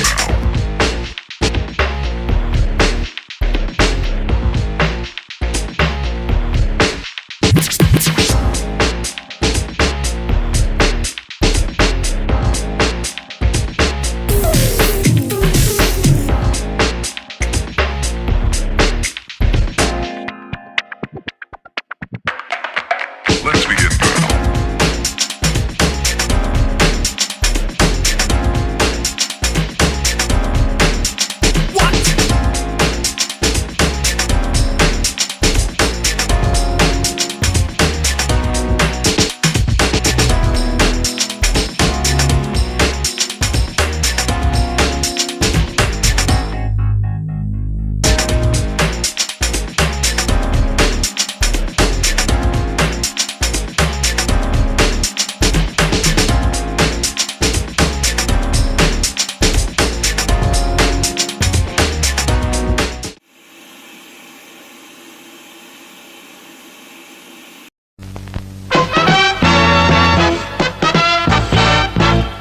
And now, preview time.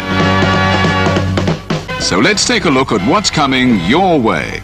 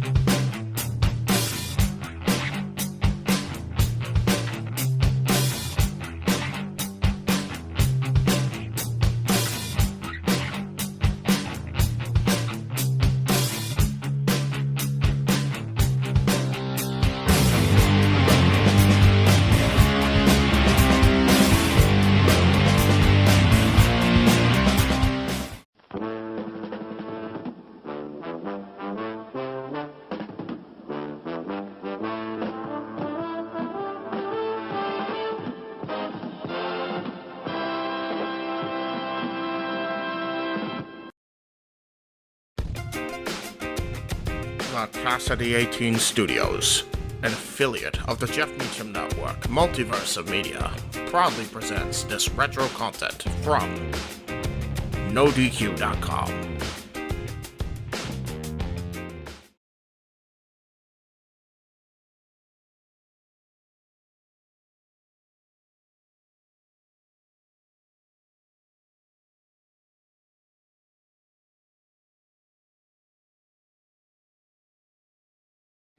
Welcome everyone to NoDQ&A video here on NoDQ.com. I am the owner Aaron Rift, here to answer your questions regarding the world of professional wrestling. Let's get right down to it. What was originally meant to happen between CM Punk and Chris Benoit at Vengeance 2007? And also, how was it that Johnny Nitro was the replacement? I believe the plan all along was for Chris Benoit to be the flagship of the ECW brand, so most likely he was going to win the ECW title.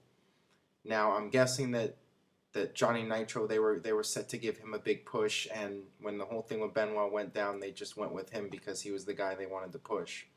I just think he was in the right place at the right time, bottom line. Who do you think will be in the Hell in a Cell matches when the pay-per-view rolls around in October? Either Randy Orton versus Mark Henry or Randy Orton versus Christian, and then the Raw match will be John Cena versus Alberto Del Rio. That's my guess. Do you think Owen Hart will ever be inducted into the Hall of Fame? If he was still alive, would he have won the world title or the WWE title? I think one day Owen Hart will, in fact, end up in the WWE Hall of Fame. You know, there's an old saying that time heals all wounds. And I think eventually either Owen's widow or the Owen Hart estate will give in and allow him to go into the Hall of Fame. Now, would he have won the world title or the WWE title? I think that's unlikely. As some of you may know, just before Owen died, he had got his dream house built, and he was looking on retiring in the next year or two from that point.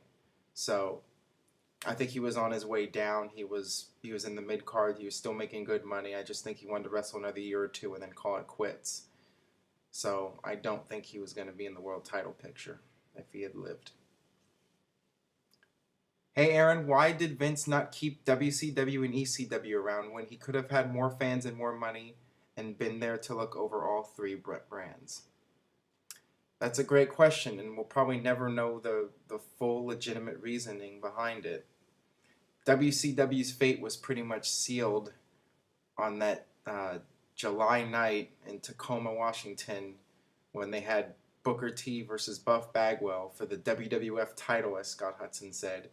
And the crowd just booed them out of the building. And I guess at that point, Vince McMahon just said, WCW is not marketable, this is not going to work, and they just went in a whole different direction with the storyline. There was a plan for WCW to be its own brand, but I guess they were also trying to get a TV deal for a WCW show, and nobody wanted to touch it. So, yeah, it didn't work out with WCW. Part of it was WWE's fault. Part of it was out of their control with the whole not being able to get WCW its own TV deal. Hey Aaron, was wondering, what are your top 5 rivalries in wrestling of all time? Also, do you think we will see any great rivalries in today's age when it seems a feud only lasts about a month or two? Well, the Randy Orton Christian feud lasted like 6 months, so that was probably one of the top rivalries of 2011. My top 5, I always liked Hogan versus Savage in the late 80s. Of course, Austin versus McMahon, that would be my number 1. That was the feud that turned the wrestling world upside down, and it was something everybody could identify with, you know. Most people hate their boss. They could get behind Steve Austin. You know, they could live vicariously through him. So that was a great feud. Also, Bret Hart and Steve Austin was a great feud. And Chris Jericho versus Shawn Michaels from a couple years ago, definitely one of the better feuds. And I'll go ahead and say Bret versus Owen. I thought that was a great feud. And it went on for 2 or 3 years, and they finally had that moment when they got in the ring with Davey Boy and they all hugged and Owen was crying. It was just awesome stuff. So yeah, there's my top 5. I'm just thinking off the top of my head. Maybe there's better. I'm sure there's better feuds out there than some of the ones I mentioned, but yeah, those are the ones that really stand out to me. Oh, and of course, how could I forget Bret Hart versus Shawn Michaels? Come on, that was one of the biggest feuds in the 90s, so I'll add that to the list. Hey Aaron, love the show. What do you think of anonymous Raw general manager angle? I know it's not being used because of Triple H, but do you think they will ever review who it is? Who do you think the Raw GM is? Well, as of right now, it looks like the whole GM angle is dead, but they could always, pull that card out and use it again down the line. Like if Triple H ends up turning heel, they could have the anonymous Raw GM come back and be the babyface to counteract Triple H. Will it be Mick Foley? That would be a great dynamic right there. Bring back Mick Foley to, rekindle that feud with Triple H from years ago. That would be some great television right there. I'd love to see Foley back in the role. And, the door's always open for anybody to step in and be the anonymous Raw GM. Obviously, WWE never really had a set plan as to who the GM was going to be. They just, it was just going along week by week, and if they came up with a guy, then they would reveal it, but they never did. So, yeah, I mean, it just because it's dead right now doesn't mean that it can be resurrected down the line. So we'll see. Do you think JBL will get in the WWE Hall of Fame? Absolutely. He's been one of the top WWE stars of the past decade, and he's always been close with the McMahon family. I think it's pretty much a given. Hey Aaron, do you think WWE is slowly but surely making the tag team division better? And do you think Awesome Truth will beat Air Boom at Night of Champions? Yeah, it does seem like over the past few weeks, WWE is starting to get the ball rolling again with the tag team division. I really like the Miz and R-Truth combination, and yeah, I think there's a good chance they could beat Air Boom at Night of Champions. I think it would help the titles mean something because Miz and Truth really have a great dynamic right now. So does Air Boom, but I know a lot of people aren't crazy about that name. And that was the name that the fans chose, so that was the most popular name, and I don't know. But yeah, it should be. Actually, those two teams, they can go back and forth for several months. They could have a really great rivalry. So yeah, I'm looking forward to it. Do you think it draws attention away from the product when Michael Cole tosses jabs and insults at JR and the King during Raw? It gets on my nerves personally. Yeah, this is going back to what I said on one of the recent videos, that I like Michael Cole, but I'm really not a fan of him going back, between 1 minute being a babyface, straight play-by-play announcer, and then being the heel commentator, and especially when he's like insulting JR all the time, that really does take away from what's going on in the ring and the storylines going on. And as JR said, he's going to focus on what's going on in the ring from now on. And yeah, that's really the best thing, is to just ignore Michael Cole. And, Cole's being fed lines by Vince McMahon. Vince, likes to pick on JR, as we all know, and he likes to rib him and all that stuff. So it's really silly when you think about it, but that's just how Vince McMahon operates. I have no idea. What is your opinion on ECW One Night Stand 2005 and 2006? Great pay-per-views. 2005 was the only time in the history of the No DQ year-end awards that a non-WrestleMania pay-per-view won pay-per-view of the year. And yeah, I saw that with a couple of good friends of mine. Just tremendous show. They did about as good of a job as you could ask of replicating the old ECW and giving them a good send-off. But unfortunately, they could not leave it at that. But I will say that One Night Stand 2006 was also a great show. I was especially, everyone was really intrigued by the whole John Cena showing up to the ECW, their home, the House of RVD, and yeah, that just, the FU Cena chants, Cena throwing his shirt in, they keep throwing it back at him. That match alone was worth the price of admission. And then you had the tag team match with Mick Foley and Tommy Dreamer and Terry Funk and Edge. That was a great pay-per-view in its own right. Both of them. Both pay-per-views, highly recommended if you haven't seen them before. All right, that about does it for No DQ&A video. Thank you very much for checking it out. You can leave a comment, youtube.com/NoDQCAW. My question for you guys is, what should TNA do with Kurt Angle? Should they strip him of the title? Should they suspend him? Should they fire him? Let me know what you think. Leave a comment. And please subscribe, spread the word. Tell people about the show, No DQ&A video. Aaron Rift, we've been doing this for almost a year now since the No DQ&A started. And, been running NoDQ.com since 1998. So think I know a few things about wrestling. Probably not that much, but I try. So, yeah, thanks again for checking out the show, and we'll see you next time for No DQ&A video.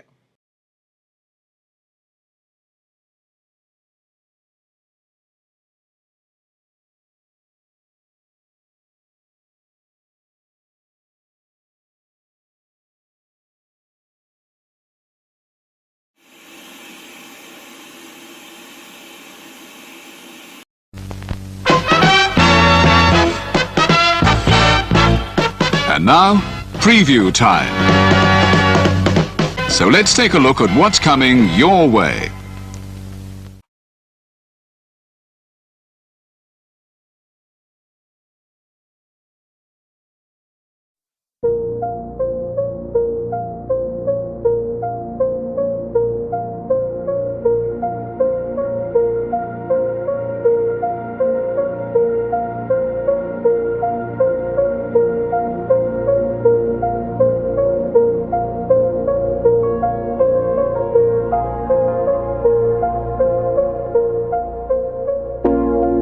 It's out of my hands,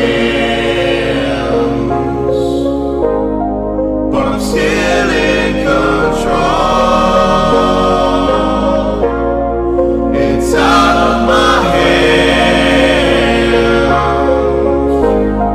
You can never take away the power of my soul.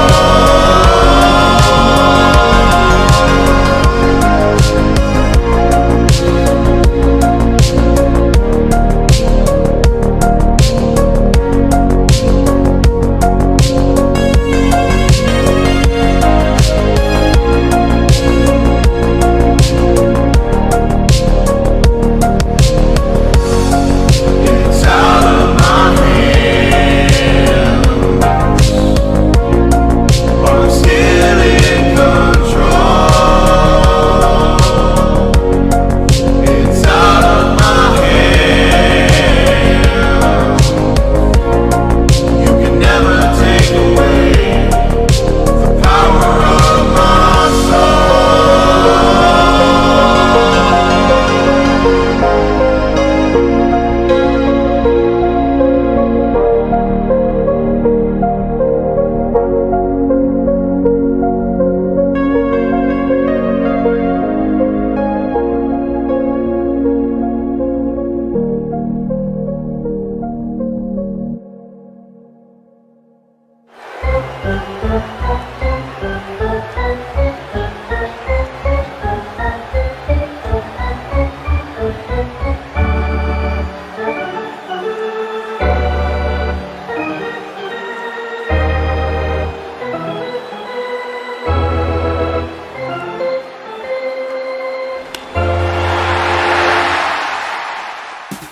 Scan the QR codes to see what's upcoming for FTW Productions and what's available on demand right now.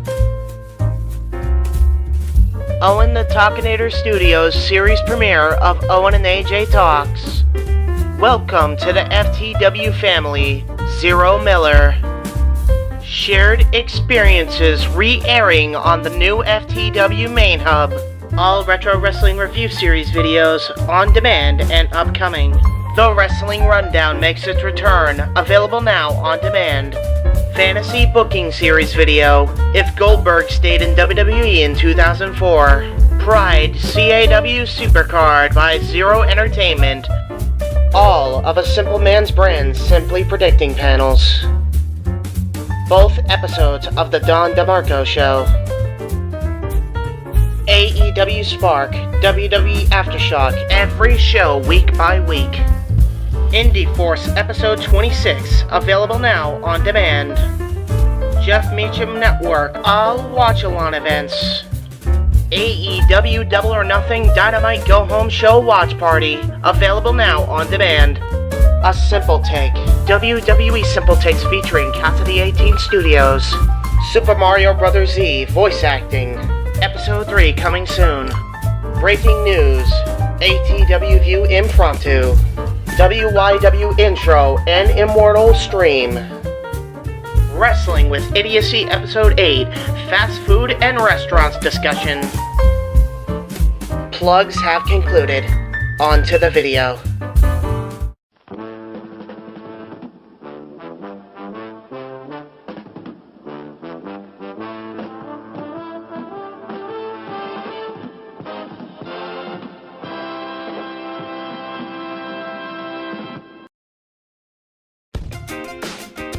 Casa D18 Studios, an affiliate of the Jeff Meacham Network Multiverse of Media, proudly presents this retro content from A Simple Man's Brand.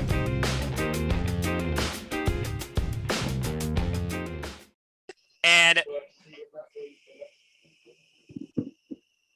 hello.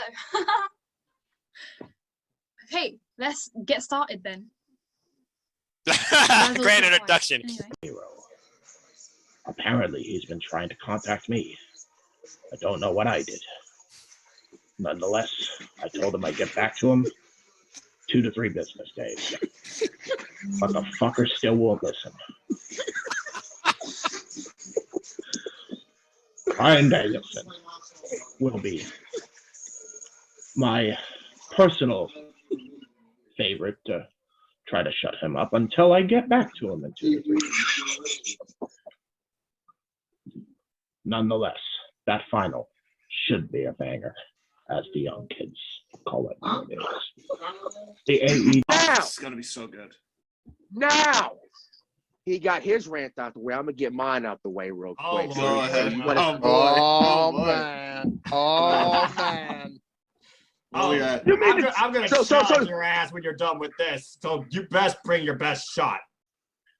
So you mean to tell me that basically this team from WWE he just walks in here to Impact and say, "Oh, I wear latex. I can get a knockout tag team title shot. I'm Cassie Lee. I'm JC McKay. Okay. We were supposed to be the greatest tag team in the women. No. First of all, they should have never beat Bailey and Sasha at WrestleMania for those tag team titles. Because excuse me. No. Yes, I went there. I went there. Wait, all right, hold on, because I have a feeling, I have a big feeling that there's a lot of people that are against the inspirations. Can I throw something out there? Proceed. You've already been doing it, so go for it. If I by the way, I don't hate the inspirations, be honest with you, but seriously, I agree that this is really dumb, but if not them, who else they got? Yeah, think about that. What division do they have? Seriously. Impact seriously, Wrestling guys, is think the about leading that. company that respects and knows how to appreciate and showcase women's tag team wrestling. This is a former tag team championship team, legitimately 15 years friendship and experience. Right. This makes sense. It does make sense. To or me alone, stop saying gay alley. Gay alley. And Casey, I come you. All right, now, yeah, he did it in the chat. Now I'm definitely concluding this thing. Say Reginald again. Anyone that watched SmackDown will know what I'm talking about. Meg, is this a bad time to tell you that I'm now starting to fear they're going to do a love triangle? Don't you dare. Oh, no. Dramatic Reaver. No. I went there. No. I need holy water. Glasses up. Megan's triggered. Oh, shoot. Eric. Okay, I know what to do. I know what to do in this situation. Her sister is triggered. She's triggered. Murdoch is the NWA World Champion, and Pope. He gave it to Trevor Murdoch, though. Like, really? It's Murdoch. You had the longest reign in modern wrestling history. Yep. And you give it to fucking Murdoch. They do it because of their roots and connection to Harley Race. That's the biggest thing that definitely connected Aldis and Murdoch. Whether you agree with it or not, that's what the NWA did. I'm just telling you. Dude, that'd be like if I won the NWA World title, okay? It's not visually appealing.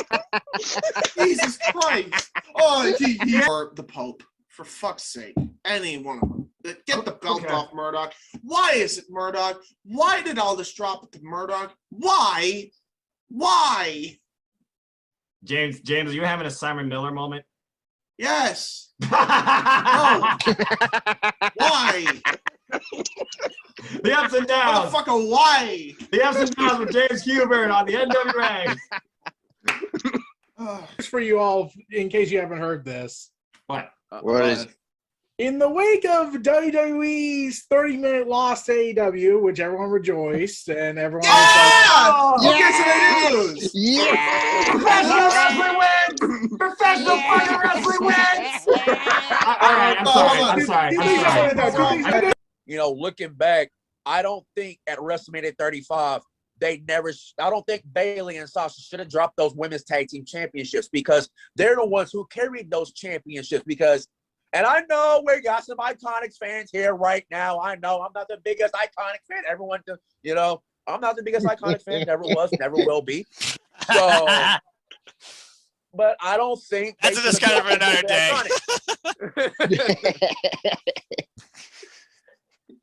So, okay. Well, first off, respect. Secondly, Casey, Megan. 1, 2, 3. Iconic! All right. Well, we were all out of sync, but I don't care. Anyway. And very chaotic street fight. All I know is I saw Abraham Lincoln as God himself. I have seen Abraham Lincoln do the Boston Crab before. Who was that guy that they called? Rocky. Rocky, right?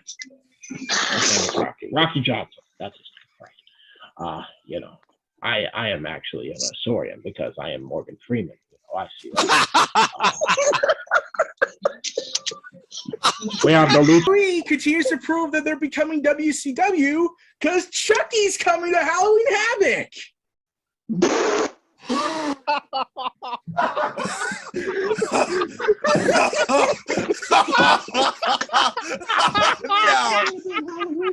No!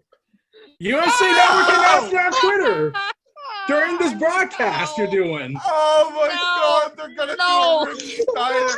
They're gonna do a Rick Steiner angle all over. They're gonna do it, Rick. Oh my God! The sequel you never asked for. Oh no!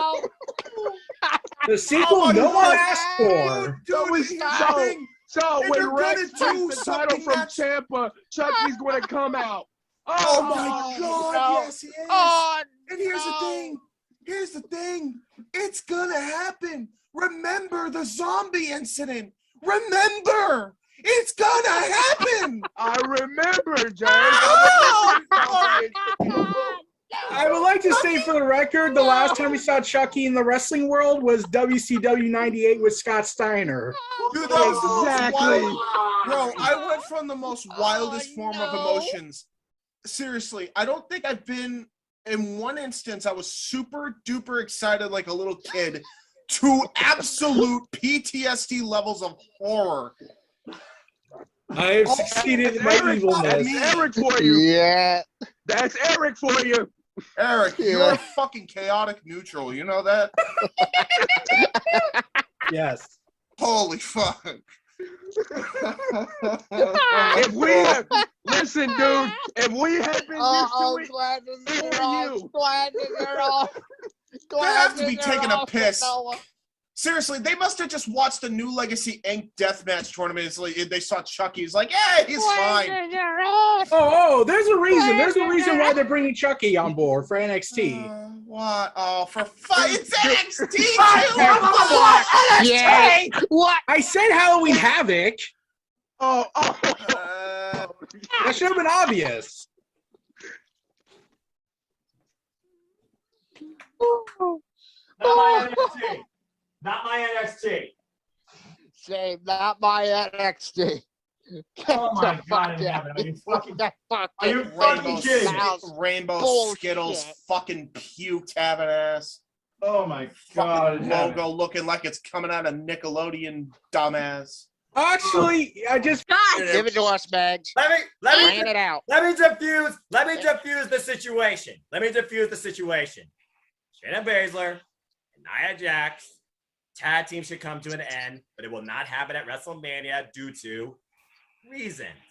Simple as that. Listen, Shayna is not going to lose at WrestleMania with Nia Jax because they're going to keep pushing this stupid tag title thing. But when it ends, when we can finally put this to rest, hopefully Rhea will be Raw Women's Champ or Asuka, either one I don't mind, so that Shayna can finally finish up the history she has with them, hopefully in a triple threat, which should have been the match at WrestleMania. Because think about it, Shayna has history with Asuka. We still haven't got this one-on-one match with Asuka that we should have got from Elimination Chamber last year.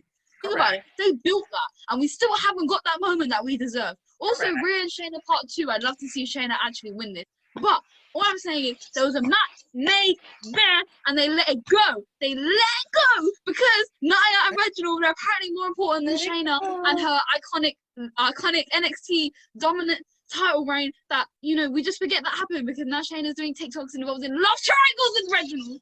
But get your blood pressure in order before I call Dr. Shelby. All I'm gonna say, I said, all I'm gonna say is counter argument is if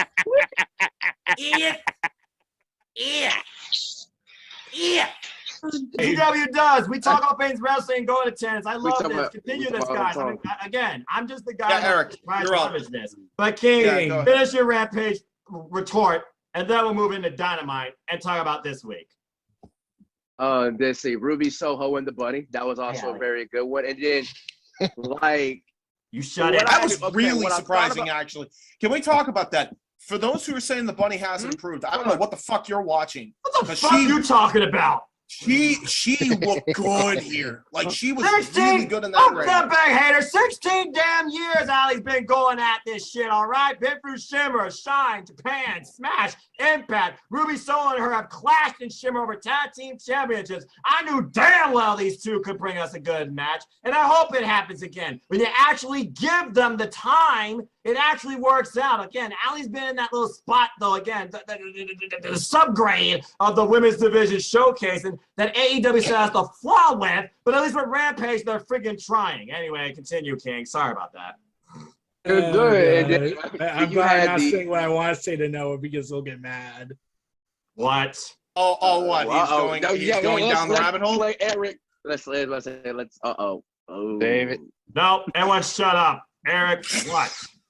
You want to know when you want to know who I realized what Ali could be capable of? You want to know when I realized what she could be capable of? Oh man! When she got killed off on Impact out of nowhere.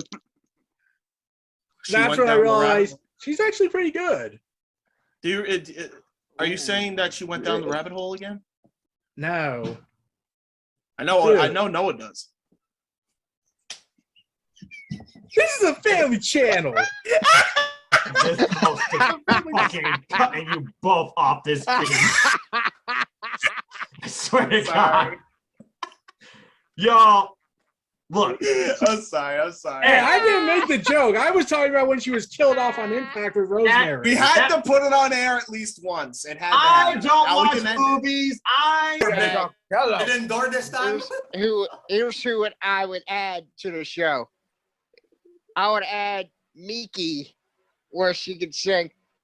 Oh God! Maki Ito! No! Yeah, we literally have reached the end of this episode. Megan, you've lost all control over your own podcast. I got it. Here's another one. Mickey and Jillian Hall singing a duet. Oh God! Jillian Hall? Wait, Order in the podcast. That is enough. You guys, I'm shutting you down. We're done. We're done for now. Eric has to stop. No.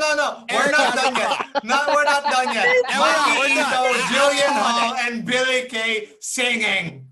Okay. Eric, as we close this insanity, As we close this insanity, what do you have to say? Okay. And add Casey to that list because he's gonna sing "Oh Canada" and I will.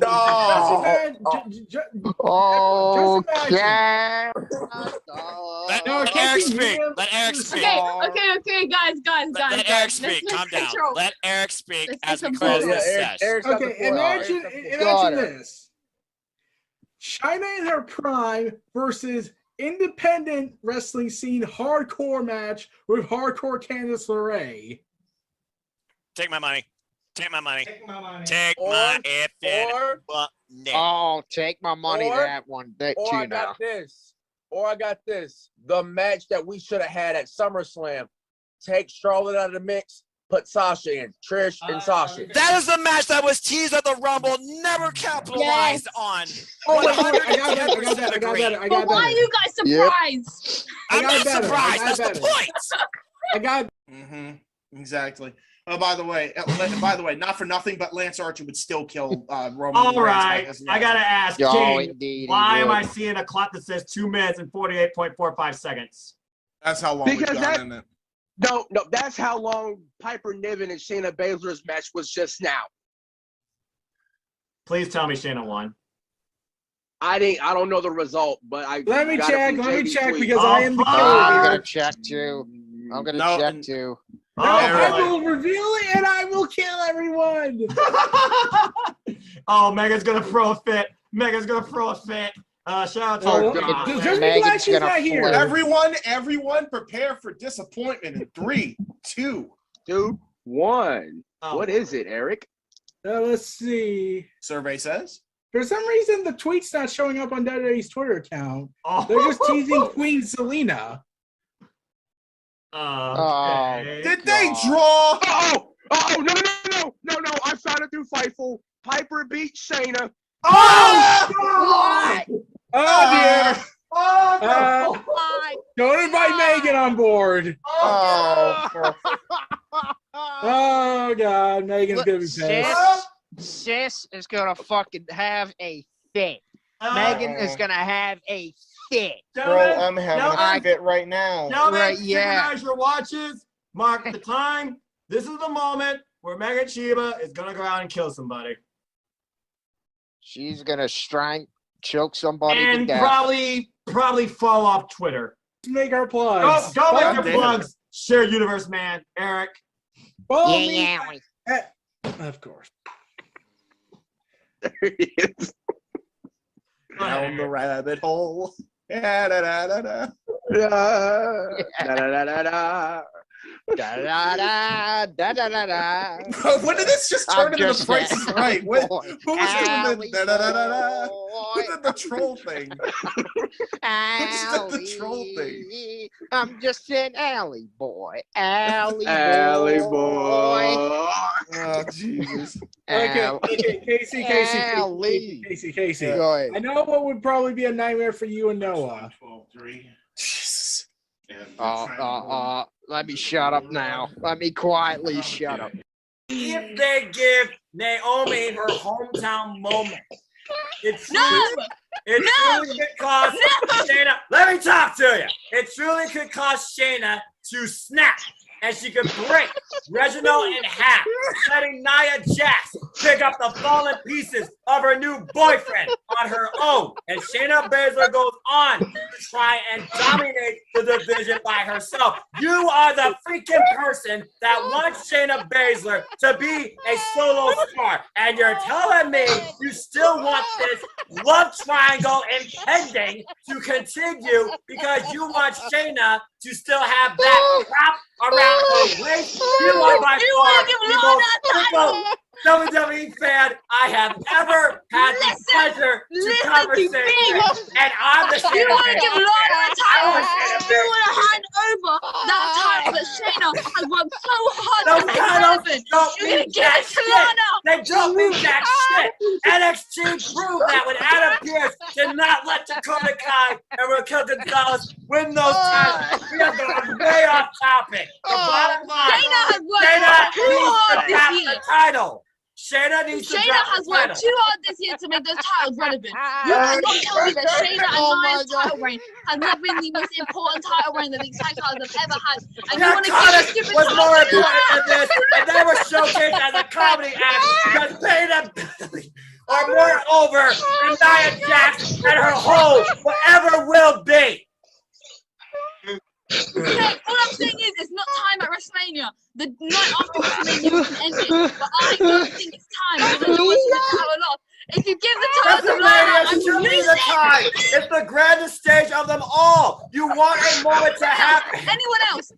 Anyone else? You do not give that title to Lana. If Lana leaves WrestleMania with a title, I swear you. Lana deserves this title. Lana deserves no other title but this one. Because Naomi will be working with her. Yes, she does. She was the sole survivor at Survivor Series. Naomi and Lana legitimately seem to have a friendship. This has to be what happens at WrestleMania. Because Naomi, no. Nobody else in this match deserves the title and the moment more than Naomi. She deserves it more than Nia Jax in her hole. She deserves it more than Lana. She deserves it more than Shayna Baszler. Because Shayna Baszler is not going to continue to be a tag team partner with Nia Jax. And you know it. Two people get their dream matches. Bailey and Sasha versus Lita and Trish Stratus.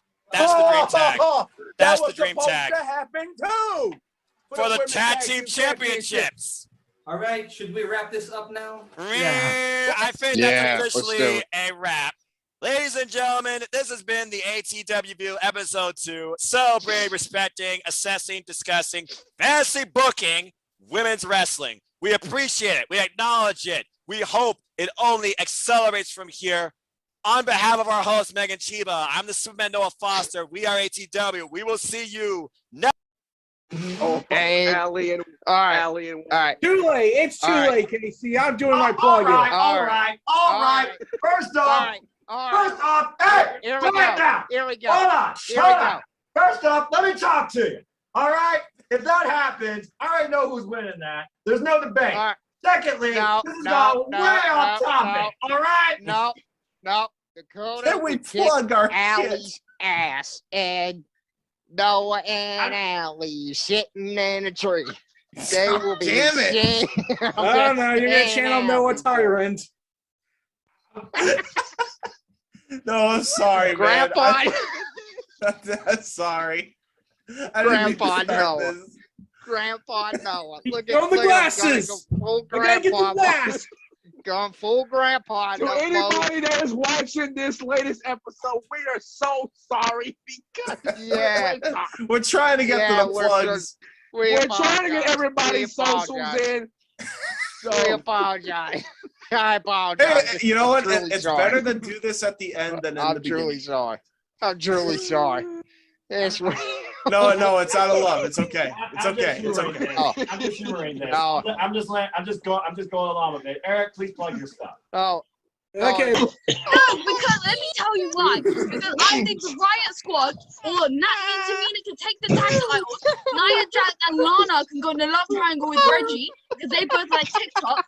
Naomi and Shayna could go back to being the TikTok general is the worst thing this generation, and I stand by that. Nia Jax and Shayna need to stop being a thing. Nia Jax and No. Lana. This Nia Jax conversation's done. and Lana. Nia Jax and Lana.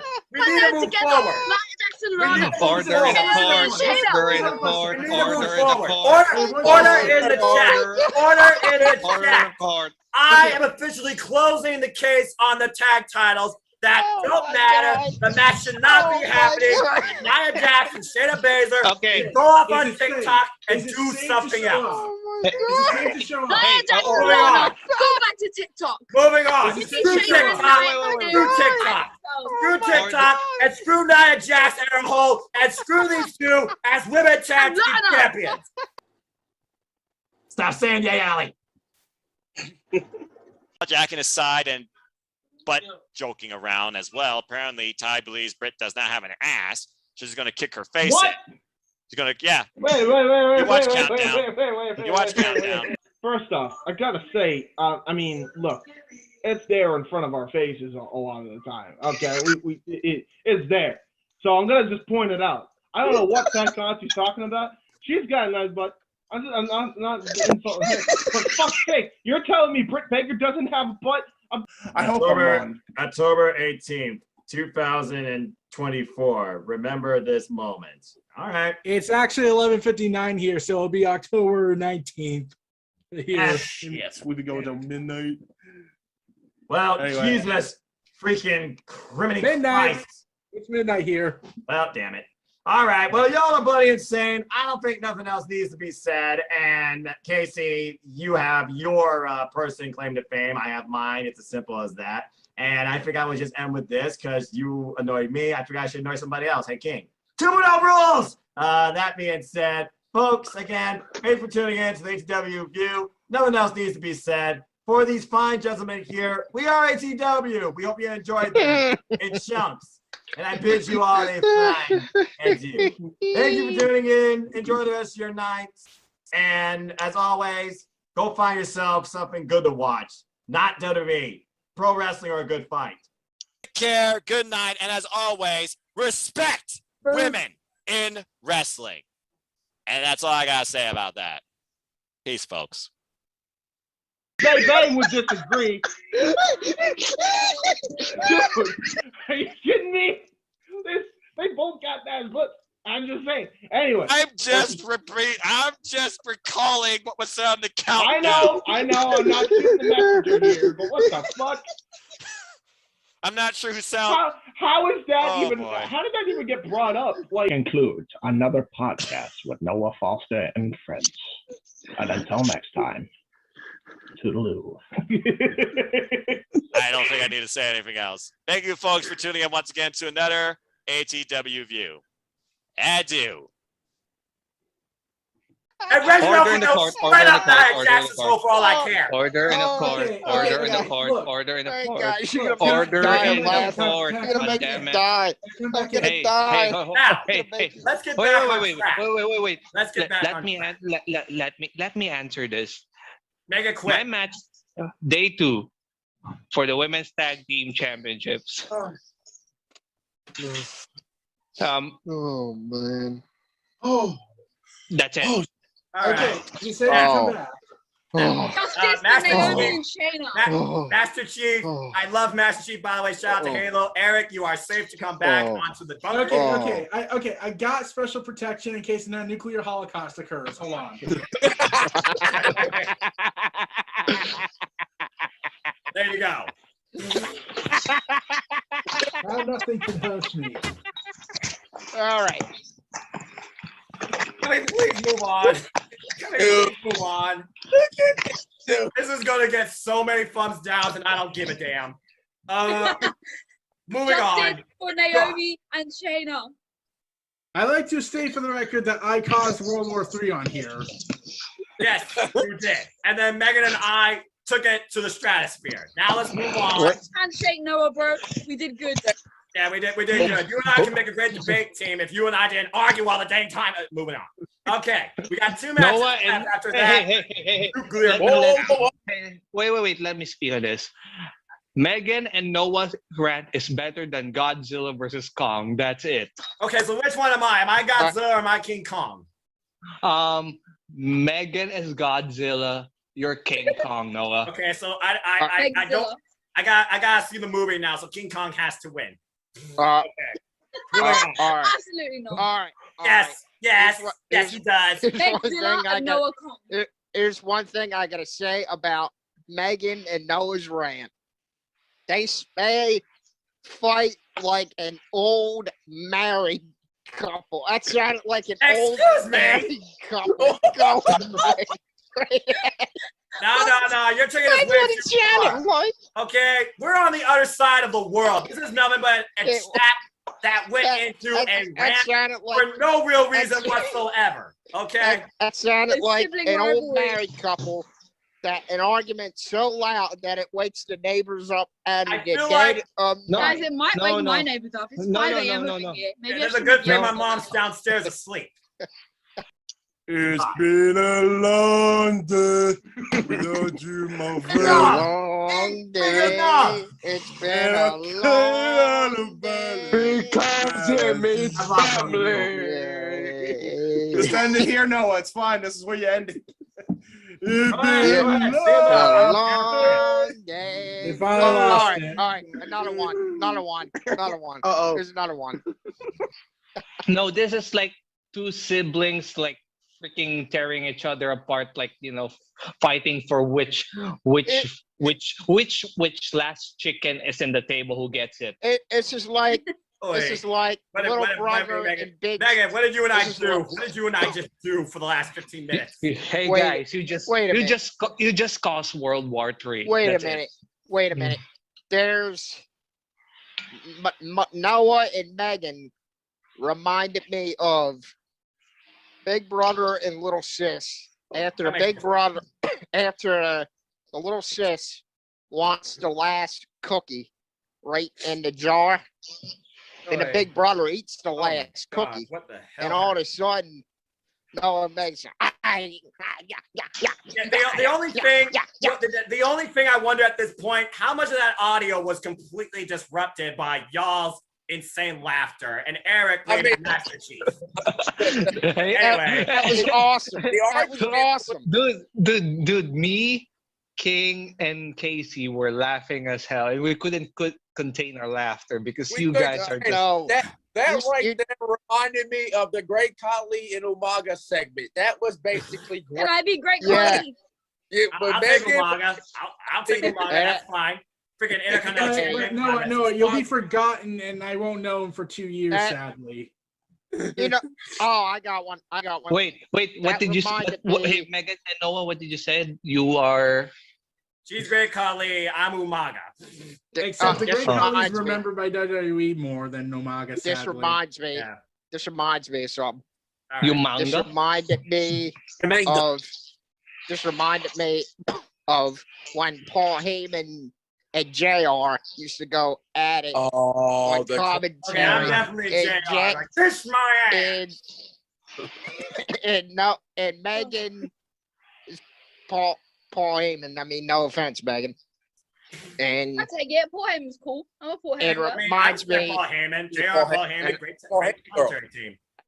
And you remember that moment where When Paul he talked Heyman about Stone Cold going off the bridge, he's like, "Ain't not a damn thing you can do about it." And it's like, I love that rant. Paul Heyman protecting Kurt Angle. Oh yeah, you're mine. And he's like, "No, I'm not." But again, guys, we are way off topic, and believe it or not, there's still 4 matches left. Can we please move forward? Yeah. Oh, please. man. Can we not talk about?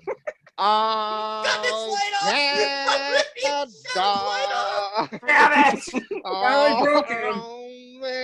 Native land. Okay, end the recording, man. End the recording. It's fine. You paid your loving on a son's command. With flowing hearts, we see the rise that You still have a chance, North Noah. strong End the recording, and I can say Just something. end the recording. Oh, far and wide. Oh, Canada, we stand on guard for thee. Oh, Canada. I got the vision. Fuck it. Oh, Canada, we stand on guard for thee. Yes, this is the reason why we are together here. This is why we're ATW. And this, with that being said, we have literally gone into extended overtime for everything. Jesus Christ. Yes, we did. And we can only hope that that big gold belt will one day return too. I'd like to thank you all for tuning in to the latest episode of the ATW View. For the ATW crew, on behalf of the Enforcer Lex doing its own thing, for the Preacher, the King, the Rider, the Inquisitor, I am your simple head of ceremonies, your host, and your apparently great debater. My name is Noah Foster. Until the next ATW View, episode 4, where we talk about what is ATW. I hope you all enjoy wrestling, enjoy life. Tomorrow's their guarantee. Treasure your families, enjoy life, and enjoy wrestling. This has been the ATW View, and have a wonderful day. Till next time, bye-bye. Yeah. Enough said. And Reginald, go jump into Nia's hole. That is so beautiful, I can make you cry. That will make women fall out of their chairs. That will make that will have the whole building play cry. What is it? Oh God! What the fuck is wrong with you? No, I know what this is. Game over. Right, Goodbye. just right on.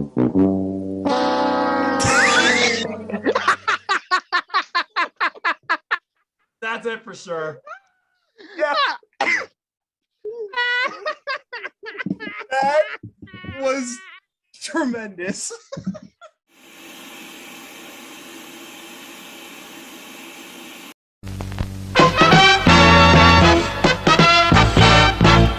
And now, preview time. So let's take a look at what's coming your way.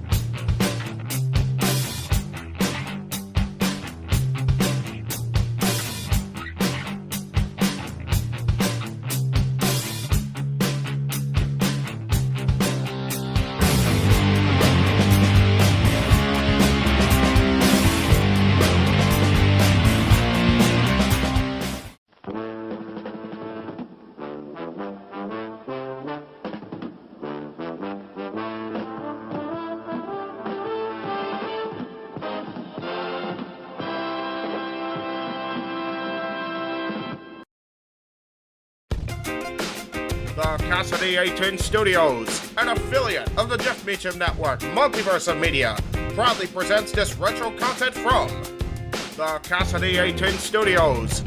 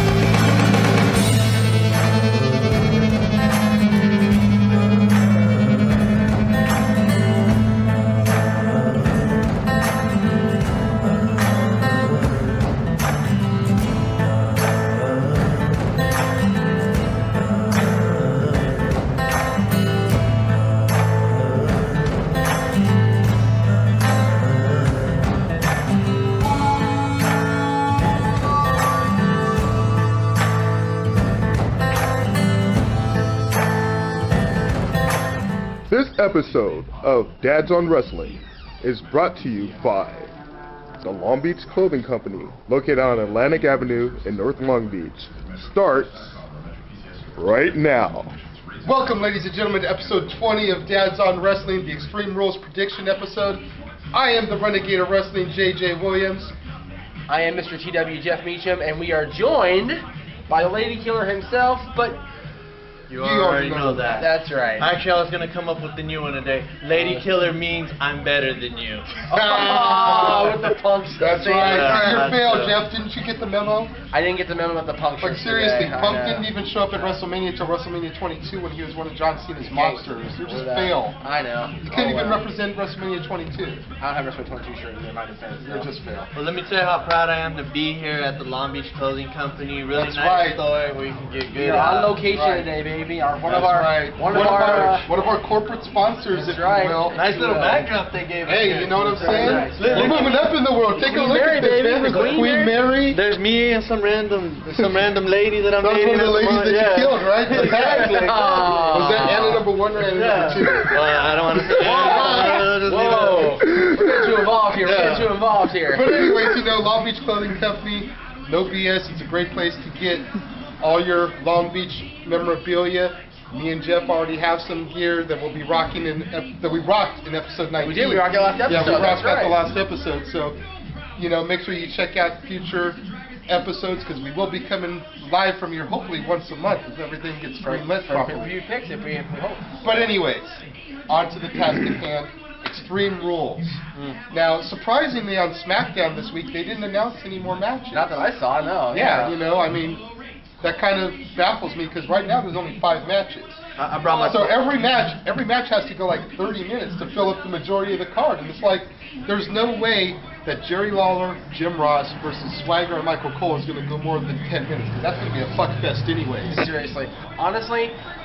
They're going to have to add something, and my prediction right now is they're going to add either a U.S. or Intercontinental title match, and one of those guys from SmackDown, either Wade Barrett or Sheamus, is going to face a Raw gentleman and lose their respective championships, because right now, both belts are on SmackDown as a result of the draft. We talked about that last show. Yes. My guess is Wade Barrett, because, Sheamus is Triple H's workout buddy, so I'm thinking Wade Barrett's going to get a match, drop the Intercontinental title since the core is breaking up in front of our eyes anyway. Yeah, what is it? 2 breakups, in like 1 week on SmackDown. Lay Cool and the core is like totally falling apart in front of our eyes. But Lay Cool's breakup was funny because the video that showed up on YouTube. That's right, baby. When she loved me. If you're a Disney Toy Story fan, go look up that video. And even if you're not, if you're just a Sarah McLachlan fan, look it up. True. But anyways, we keep getting distracted. Let's just go. Task at hand, Extreme Rules pay-per-view. So We're going to start the country whipping match. We're going to start at the bottom. We're going to work our way to the top. That's definitely the bottom. Yeah, country whipping match tag team. Jerry the King Lawler and good old JR versus Michael Cole and Jack Swagger. I can't walk away. This is the bathroom break match for sure.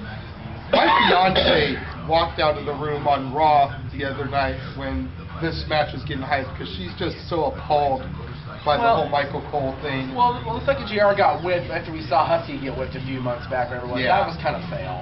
So I'm going on record. J.J. Williams predicts Jerry Lawler and Jim Ross to annihilate Michael Cole and Swagger, which kind of sucks. Can I have your attention, please? Yes, Ray. Go ahead. Go ahead, Ray. You're good. Michael Cole is undefeated at WrestleMania, and Jack Swagger led him to that victory over Jerry the King Lawler. And I don't care if he was the king. Michael Cole is the new king of England, new king of the United States of the world. Well, Michael Cole. He's actually a knight of England. Yeah, knight. Yeah. Not the king. Michael Cole is a phony king. I'm just trying to put. I'm just playing, guys at home. I'm just playing devil's advocate here. I'm just playing devil's advocate. I walked away. I walked away at about the same time that his fiance walked away on that segment. I do want to play devil's advocate and say that Michael Cole gets another victory because they're trying to put over Swagger. I'm going to call Michael Cole and Jack Swagger on this one. Disagree. JR and the King.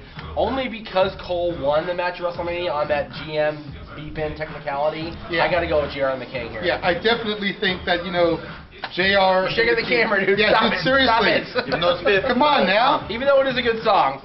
Yeah, the remix that I've got, the exclusive's better. Remember that on the Enterprise exclusive? That was. But anyways, Jerry Lawler got screwed out of his match at WrestleMania, his big WrestleMania moment. Debut, if you will. They need to make it up to him, and the fact that they got JR, I don't think they're going to put JR in a match just to have him get fucked in the ass with no lube.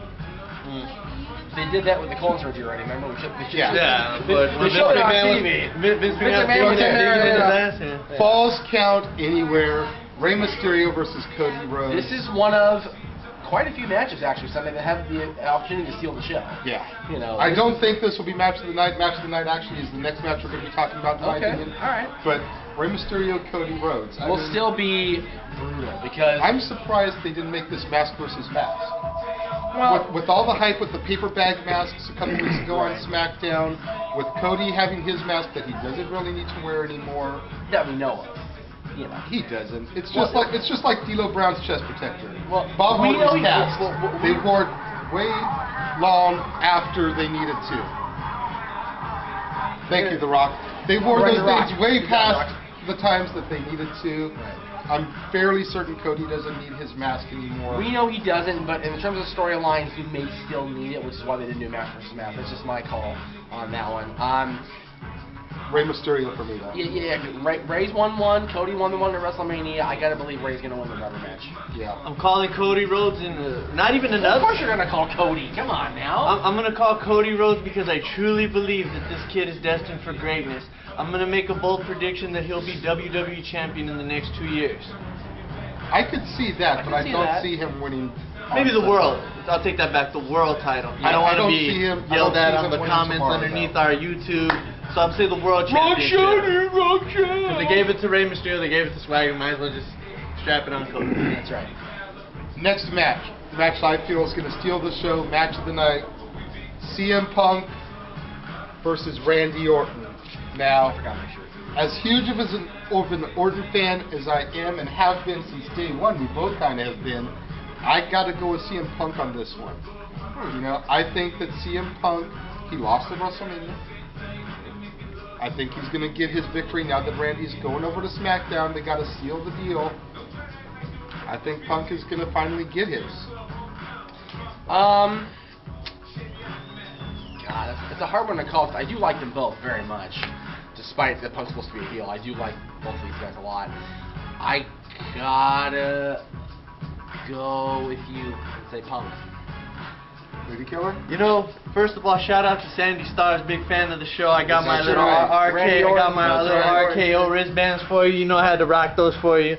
Thanks for watching, sweetheart. Yeah, Sandy. I'm gonna have to say. Yeah, is there a superstar you're not rocking to that? Oh no, man! I got your Kofi Bean, Kofi your RKO Kingston. band. I got those Edge sunglasses. Edge sunglasses are truth belt because the truth hurts, man. The truth hurts. Definitely does. What's up? And the truth smokes. You know what? Just real quick, I just will say that Randy Orton will punch CM Punk in the head, and he'll get the 1, 2, 3. Even though I'm rocking the damn shirt, but I'm also underneath here. It's just the spirit of the Viper, the legend killer. Fair enough.